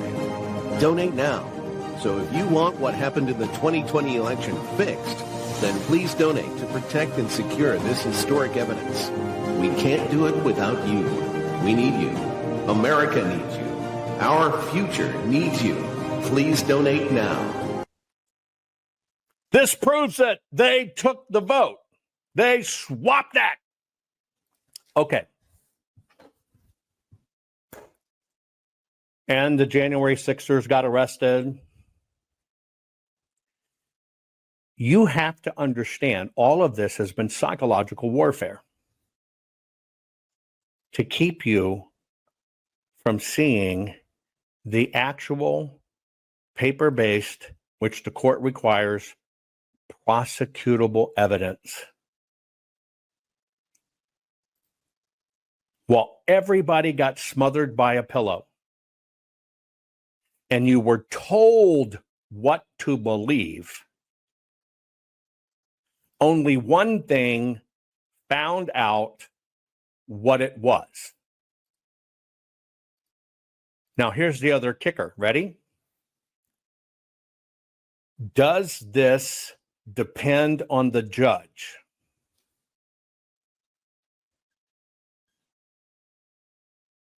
Put it in chat. Does this depend on the judge? before I show you the TV stuff. Answer it honestly.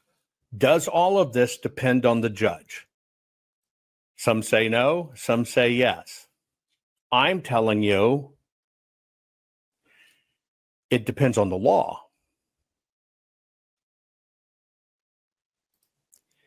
And if you make the mistake in your filing saying, we have proof the votes were changed, here's our proof.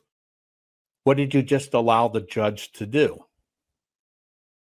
Ready? If you came into court with something like this and said, here's our proof, they changed the votes. What did you give the judge in this case the ability to do?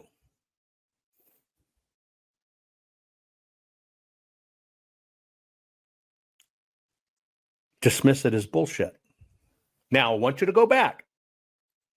How much of this bullshittyism came to us, the courtesy of people that came out of nowhere, told us what to believe. Lawyers didn't know, right?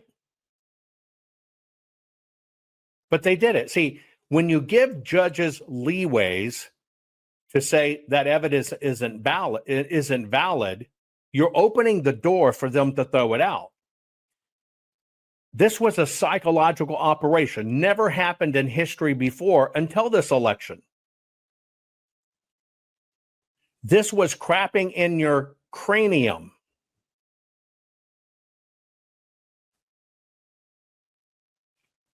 And everybody took this as gospel. Let me show you some of the videos that were put out. First, here, I'll give you a simple test. Ready? I'm going to play a video. It's 16 seconds long. Tell me if you see fraud. Ready?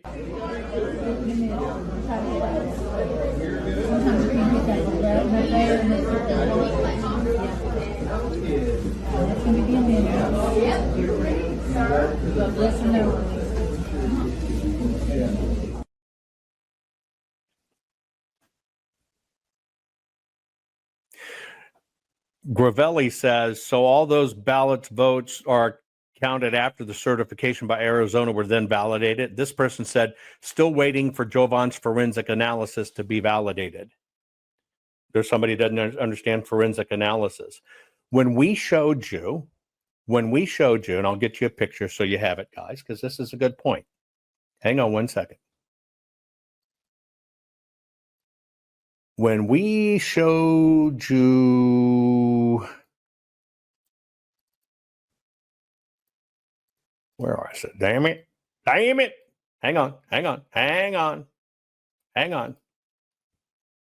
Crap. I'm in the wrong segment. Hang on. I got to drop down. I got to drop up. Sorry. Okay, get ready. Somebody said, well, we're waiting for Jovan's forensic evidence to be validated. And a lot of people see that chart where it goes irregular. So let me ask you a question. Is that my data? Is that my data? Let me see if I can find you a better one, since somebody wanted to say that's what it was. Let's see. I mean, maybe it's here. Hold on. I'll go here. It's a simple question. Was that my data? No, it was not my data. Whose data was it? Whose data was it? If it wasn't my data, whose data was it? Theirs. Wasn't mine. Wasn't ours. It was Arizona data. Here is what Arizona said happened. It's their data. See, in an audit, you never audit with a theory, you audit what they certified. And in the certification of the data, they ran in all of the ballots for Election Day a month later. You also find out they showed every one of them suspended. Every one of them had Sharpies on them. Every one of them was duplicated and replaced. Every one of them had the timestamp cut off. Every one of them had the machine information cut off. Every one of them were inserted into the system at the same time 30 days later. Oh, by the way, and then they printed one just before we got to the audit. That's evidence. That's evidence. Oh, by the way, on that one day when they did all of that, somehow after 30 days of filling out forms, we did this, we did this, we did this, certified, I took it in, here's how many ballots. On that one day, after everybody did it for 28 days, requiring 5 signatures, every fucking day, they missed it once, but they got how many ballots? On that one day, all of the ones that basically have to sign them in and certify them are missing. Same with the ballot count. That's the chain of evidence. It's not my data. It's their data. See, you've gotten so hardcore to even think that, well, somebody just creates it. No, the created narrative you got sold was other people telling you crap. We only told you binary. This is what happened according to their records. That's it. That's it.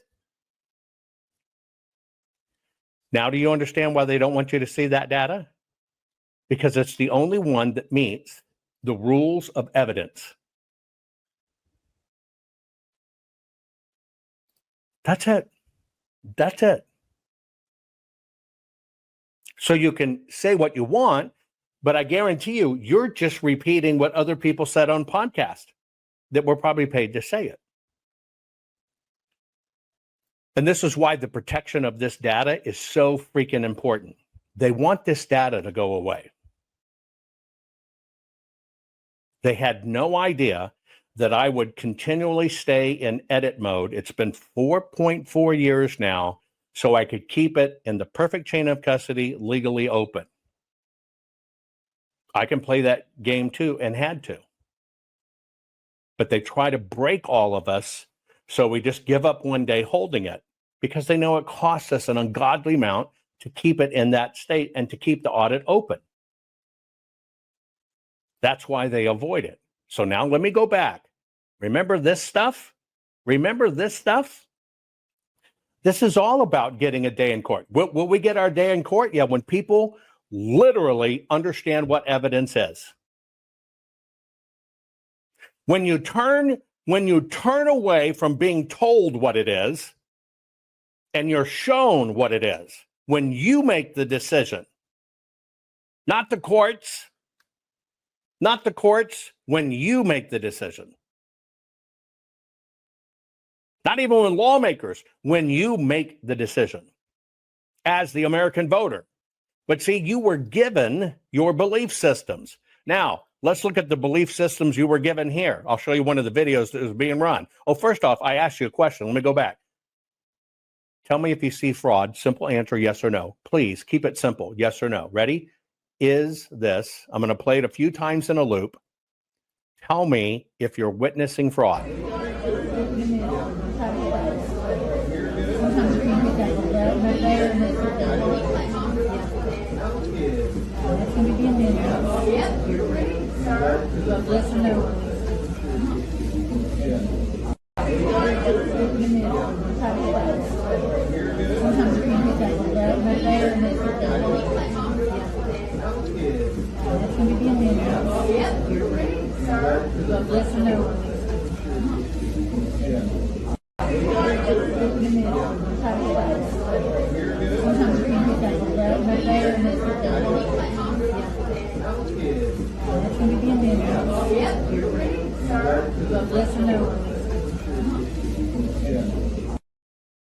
Okay. One person said yes, because it's not what the voter wants. Not fixing 2020 will damn our nation forever. The historic Maricopa County full forensic audit effort processed 20,895,610 digital and forensic images of varying formats. resulted in 208 million individual evidence-proof files. The system processed over 58 billion forensic measurements, resulting in over 2 trillion individual base computations. No hopium, no hype, just hardcore forensic evidence. Please make sure the Maricopa County Full Forensic Audit Archives survive. Donate now. So if you want what happened in the 2020 election fixed, then please donate to protect and secure this historic evidence. We can't do it without you. We need you. America needs you. Our future needs you. Please donate now. One person said yes, because it's not what the voter wants.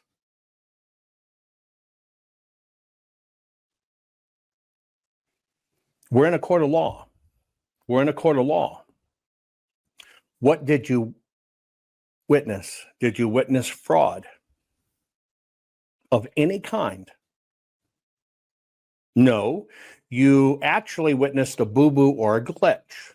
Now, the first thing you need to understand, right? The first thing you need to understand is, ready? The way the touchscreens work is they have, we'll just call it tiny microscopic hairs behind them of circuits. So it senses where your finger is. They kind of correct like a grid. But see, people will get online. It was stealing. It was stealing. It was stealing. It was stealing. That was stealing a vote. It was stealing. It was stealing. Well, I want you to understand, there was no vote there. First off, show me the vote.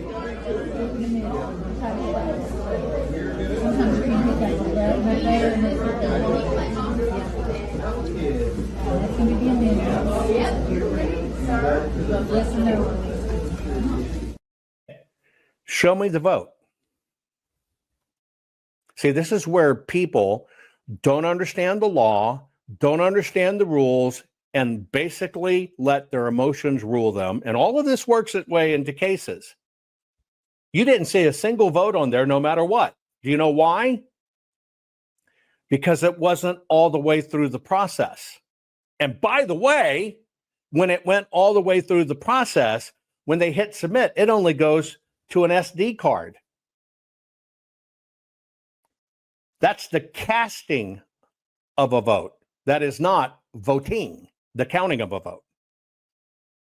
So the first thing you got to understand is you got to understand the definition, because when you walked in and you voted on a piece of paper, even a piece of paper, and they go over and they scan it in, say, thank you for voting. Did you vote? No, you did not vote.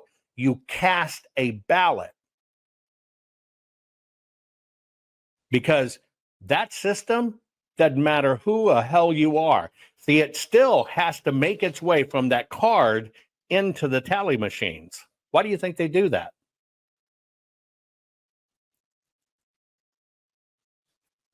Because they have manufactured breaks in this for that very reason. But yet you can watch that video and swear to God, that's vote stealing. They stole the vote. It didn't steal the vote. Did this person record their vote being stolen?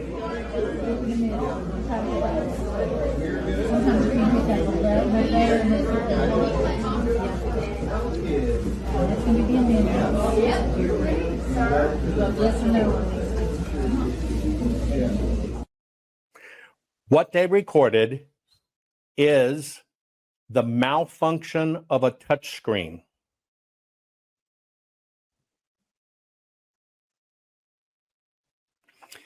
And if you stood there and you pressed Trump and it went Kamala, and you pressed Trump and it went Kamala, and you pressed Trump and it went Kamala, but you said, fuck it, you went to the rest of the ballot and submitted it, you voted for Kamala. You know why? Because you didn't stop it. There was nothing stolen. Because until you get to the end and you press submit, it's nothing. You did it. Next, what you saw was a touch screen error. Was that software designed to change the vote?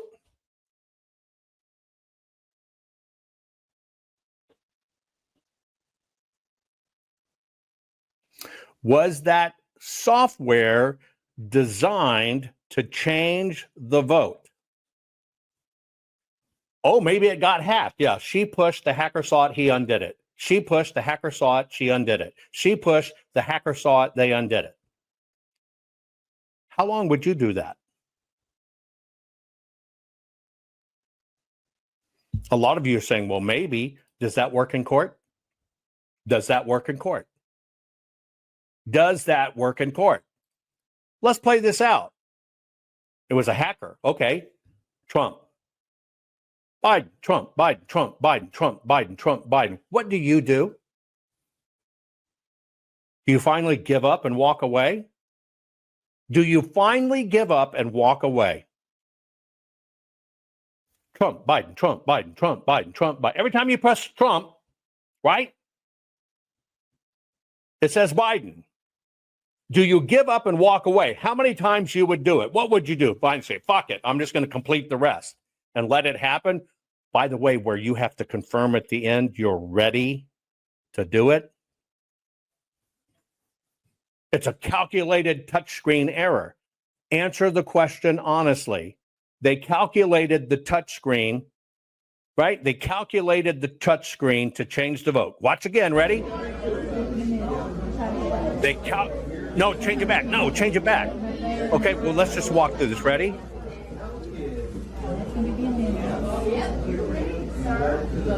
And I'm going to do this play by play. Okay, get ready. Watch it again. If you think it's software changing the vote.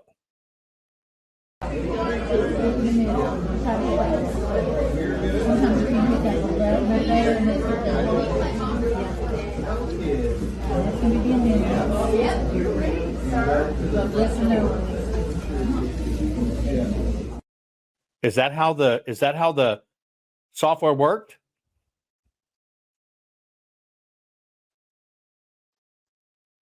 See, if you went through that process, I want you to think about it. Would you just give up? You walked in to vote. Would you just give up? This is about you. Answer the honest questionly. If you had that going on a screen, you'd be fucking pissed. You'd report it. You wouldn't let it happen. Would you give up? And the answer is no. But everybody was told, it's software, it's changing the vote. It's software, it's changing the vote. See it, it's changing the vote. It's software, changing the vote. Did you know this never happened before until the 2020 election en masse?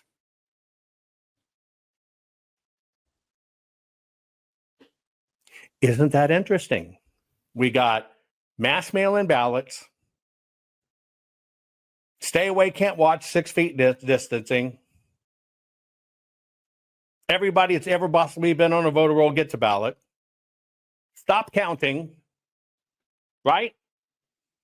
Numbers change on TV. People telling you, look at this. People telling you, look at this. People telling you, look at this. And that was swapping the vote. And it only started in 2020. Why is that?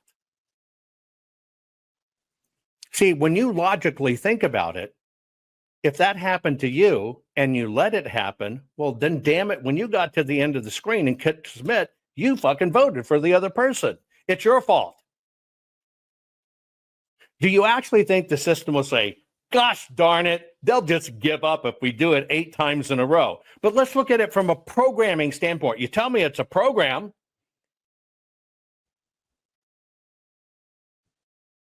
You tell me it's a program. So let's analyze this from a programming standpoint. Nope, not going to let you vote. Nope, not going to let you vote. Nope, not going to let you vote. Nope, not going to let you vote. Nope, nope, not even with your thumb. Swap hands. Okay, nope, still not going to let you vote. Nope, still not. Oh, okay, we're going to put it there. Nope, we're going to not let you vote. What was the program? 8 no votes to 1 vote, and that 1 vote will be in. And that was the program. Damn, it executed the program. We've got this cool thing we're going to do. They're going to press 8 times and nothing's going to happen. And because of 8 times nothing happened, when they do it the 9th time, we're going to swap the vote. They're going to be so fucking pissed off, they're just going to let it go through. Use linear thinking. Now, get ready. Get ready. By the way, it was a broken screen. It was a broken screen. But see, you're not even understanding why it was done. Why was it done? What's the second right answer that this phenomenon happened across the country in 2020 in coordination with this other stuff when people had phones or whatever, right? What right was, hang on. Why would it? Why would it? See, because if that program was actually written that way, it was a vote rejector, not a vote changer. But let's look for the second right answer. Why did we get the voting company said they rigged it? Look at this chart. They inserted votes. Oh, on TV, we caught them all. Part of it was to get everybody to do what? Focus on the machines. Let me get you to focus on the machines a little more.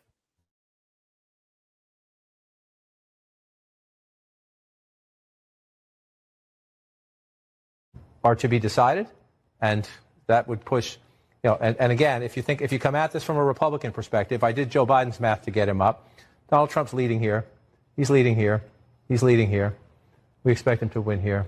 That's his. This one's interesting. We expect him to get this, and these normally would be Trump states out here. Alaska.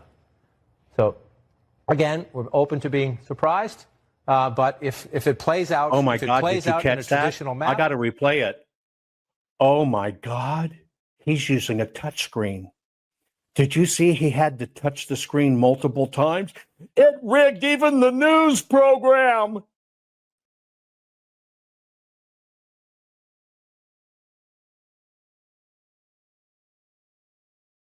are to be decided, and that would push.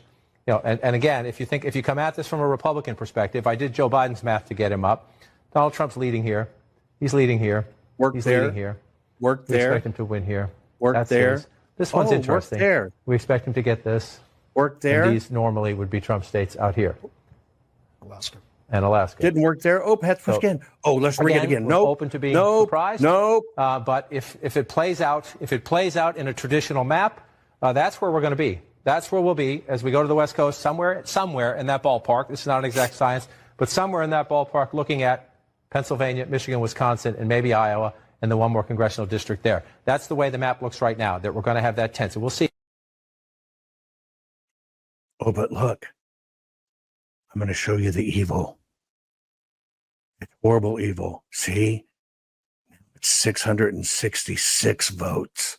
See, it's evil. And I think it's important right now to point out that in most cases, historically, the American people didn't know who won the presidency that night. It has taken time to count votes.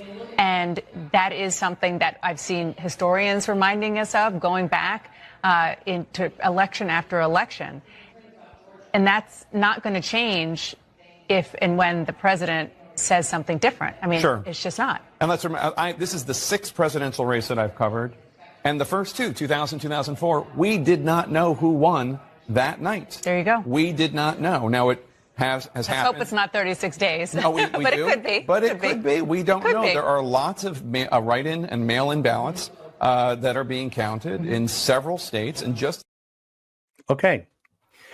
I want you to answer honestly. Did you see the vote change on the screen?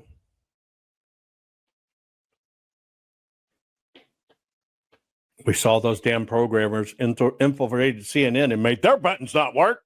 See, it's a conspiracy. Well, in reality, you were told once again what to see. And yes, did numbers change on TV? In a court of law. Now I'm asking you a question. Did you see the numbers on the screen? And I'm going to show you this. We're going to play like it's real. Did you see the numbers on the screen change? Yes or no?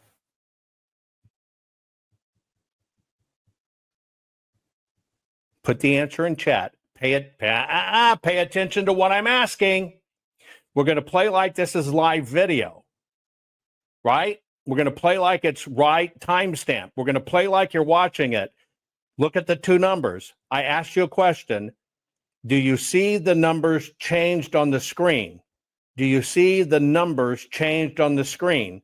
Do you see the numbers changed on the screen? Yes or no? You're right, you do.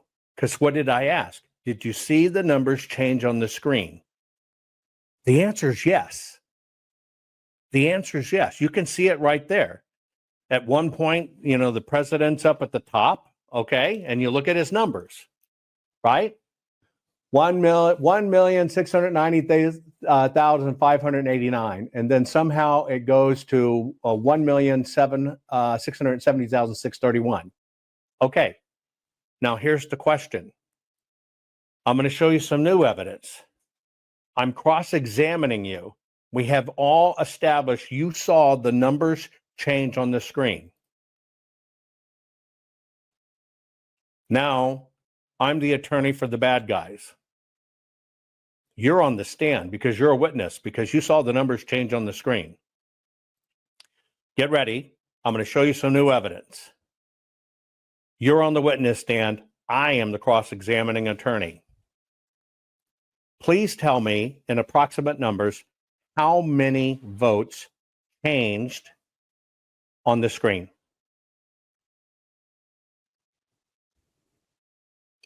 You put it in chat, even if you're going to do the math yourself. I'm cross-examining you as the witness. On this feed, I'm playing it back to you. I want you to tell me how many votes changed on the screen.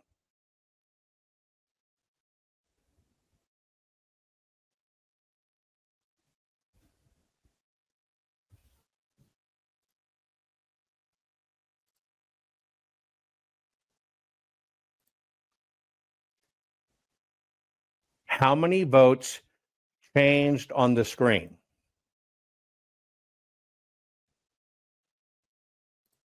Look closely. How many votes changed on the screen?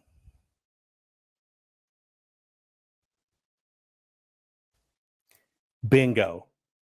Those are not fucking votes, never will be. I asked you if you saw the numbers change. You said yes. Now, I'm the dick attorney and I'm cross-examining you, and I want to know how many fucking votes you saw change on the screen. And that is not votes.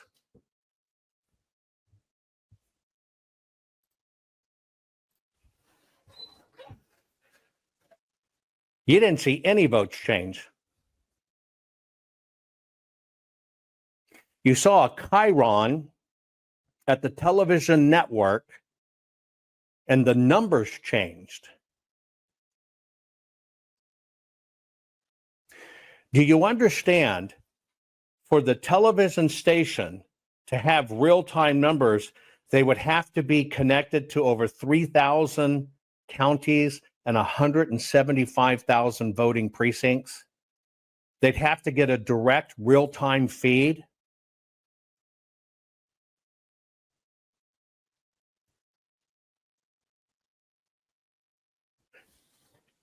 CNN, of all the places in the world, has a direct feed to all 3,300 counties, 175,000 precincts, and we watched them change the votes. No, you didn't. You heard somebody that was an influencer tell you they took votes away from Trump and they gave it to Biden.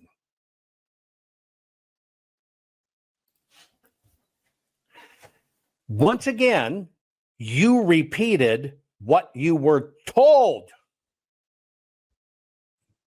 Shit, it might have even happened in Serbia. In every example I've shown you today, all you did was repeat what somebody told you. And I'm asking you in a court of law, what is your prosecutable criminal evidence in elections? What you saw was numbers change on a television network's feed. Those are not votes, never have been vote. In fact, it's all dialing for dollars. They get trends and stuff. People enter it into a spreadsheet and it forms it to what's called Chiron. It's not a direct feed, never has been a direct feed. It was put there for entertainment. Why do you think they say, well, our experts haven't called it yet? Because they don't have the numbers. But you were told by influencers who told you we caught them catching, changing the numbers. And when you think that happens, where do you look?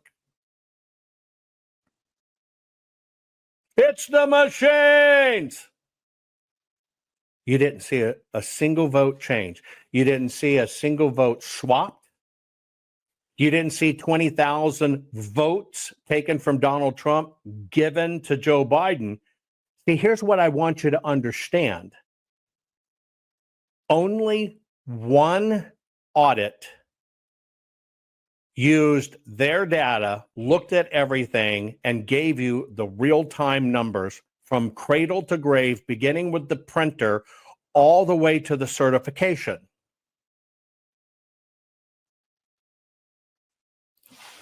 Even if they changed votes, hypothetical, but even if they changed votes, right? It's all predictions. The screen stuff is all predictions. The screen stuff is all Chiron. It's a predictive model. That's it. What does the word predictive mean? Let's look it up. Relating to or having the effect of predicting an event or a result. Now we're in court. Did you see votes change? Or did you see numbers on a screen change? You saw numbers on a screen change. And if we were trying to prosecute it, you call the people who do the numbers. Do you have a feed into every election machine in the United States of America in every precinct? No. How do you get your data? Well, we got about 3,000 college and high school students that call around these numbers. We kind of have like a hotline. We get feeds and we're entering it into our broadcast, so we can do this special feed, which is our product. We can do this special feed to the networks so they have this entertainment thing that started during JFK because it makes good TV. But is that the vote? No. We're just trying to give you an update of kind of where it is. Now, what did everybody run off with? All of these psychological stuff, everybody ran with. And everybody in these court cases, because we'd never dealt with this before, put it in their damn court cases. Because, see, even the attorneys thought they were trusting the experts. They must be an expert. Saw it on the internet, saw them on TV. What did they make you stay away from? Yeah.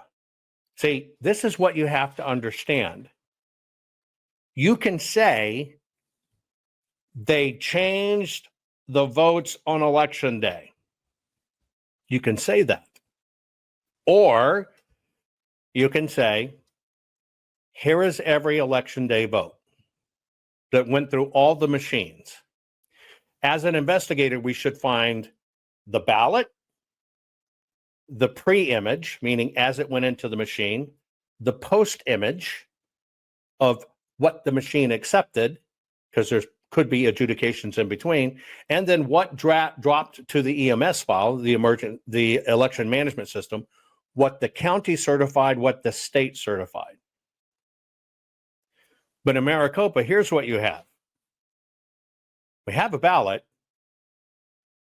We have no image that verifies it even went into the machine. Somehow it disappeared. We have a post image of what they say the ballot should be. Actually was. We don't have a pre, we don't have a post, but the post matches the piece of paper they gave us. We have it in the election management file. The county certified it. The governor certified it. Then it went to the White House to certify. But if you go and do a forensic audit, you find out every election day ballot was compromised by Sharpies. Every election day ballot was technically suspended because of the bleed-throughs. For 28 days, everybody followed the procedure of the 5 signatures required plus the numbers of ballots, except on that very same day. Nobody filled in how many ballots actually came in. And nobody signed they got them. Why would they need that number unknown? Then that was the one drive they delayed for over 4 months. We can see them in the system. They were run in a month later. And then we find out 100% of them were duplicated. They weren't reported as spoiled, but yet they certified it. That's evidence.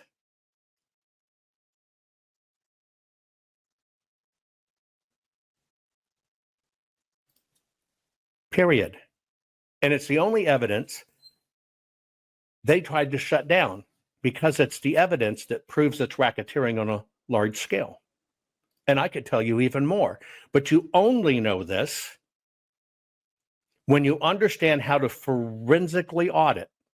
Now, folks, we've been doing this for 4 years and 4 months.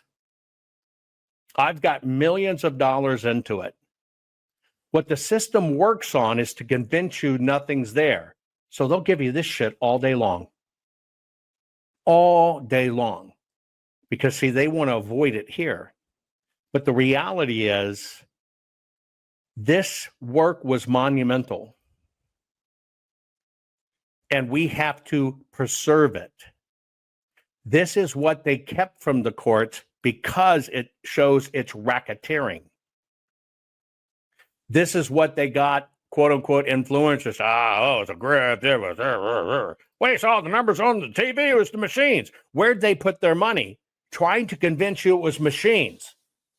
Trying to convince you the head of the voting company just couldn't help himself and had to say on a big Zoom call to everybody, oh, yeah, we did it. Don't worry about it.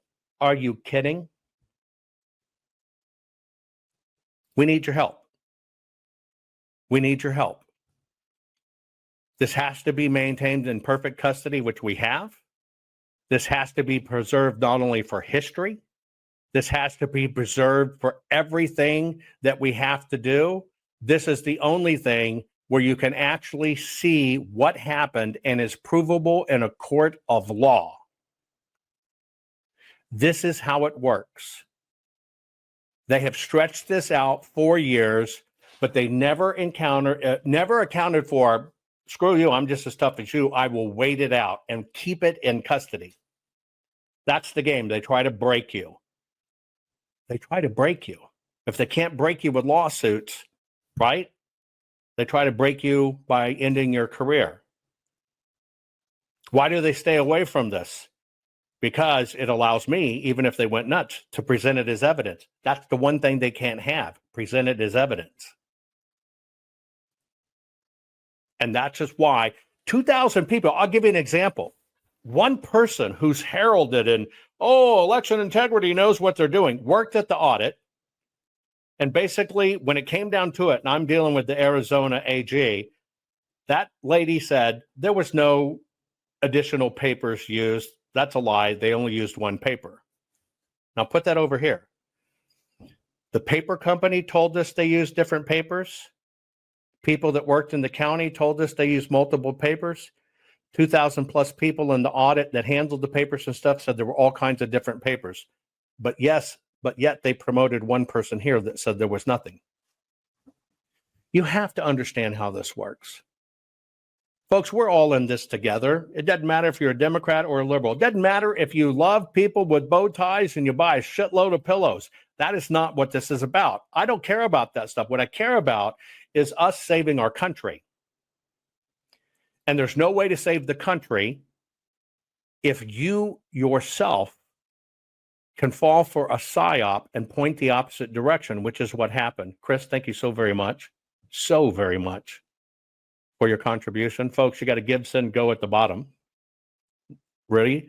I do this so you can argue what evidence is. I will remind you, just so you understand, okay? We processed 20,895,610 digital and forensic images of varying formats. Forensics is the legal standard for evidence. That resulted in 208 million individual proof files. We processed over 58 billion forensic measurements, resulting in a processing power. What we did is 2 trillion individual base computations. All of this can go away if we can't keep it up, perfect, and chain of custody. That's what they're trying to do, is to break this down. It's all psychological warfare. But when you go to the court and this stuff goes to court, you have to understand, okay? You must understand, based on what's called legal foundation and structure, everything to do with the machines is voluntary. But when it comes to the paper, it's the only thing that shows actually what happened. And in court, both civil and criminal, whoever makes the claim has the burden of proof. When it gets to the criminal part, it's prosecutors that have to prove beyond a reasonable doubt. Any case, you're required to bring the burden of proof. Here is the list of evidence, ready, in court that they want. They want forensics first. Period. Now, theories and opinions are inherently subjective. So the rule of evidence say it must be relevant, repeatable, and reliable. Only when that is done can it be applied to give any kind of judgment on. It's the difference between evidence and interpretation. Therefore, anything that's done must be testable, objective, repeatable, and reliable. And this is why I'm covering this for you. You have to understand how it works in court. We are going to face this in the midterms. It's coming again. They're going to lame duck President Trump, and then they're going to impeach him, and it's going to be a lot worse this time around. The system didn't give up. The whole system crapped in your cranium because they are terrified of the evidence we have. Share this program. I think I've got 2 more coming. I love you all.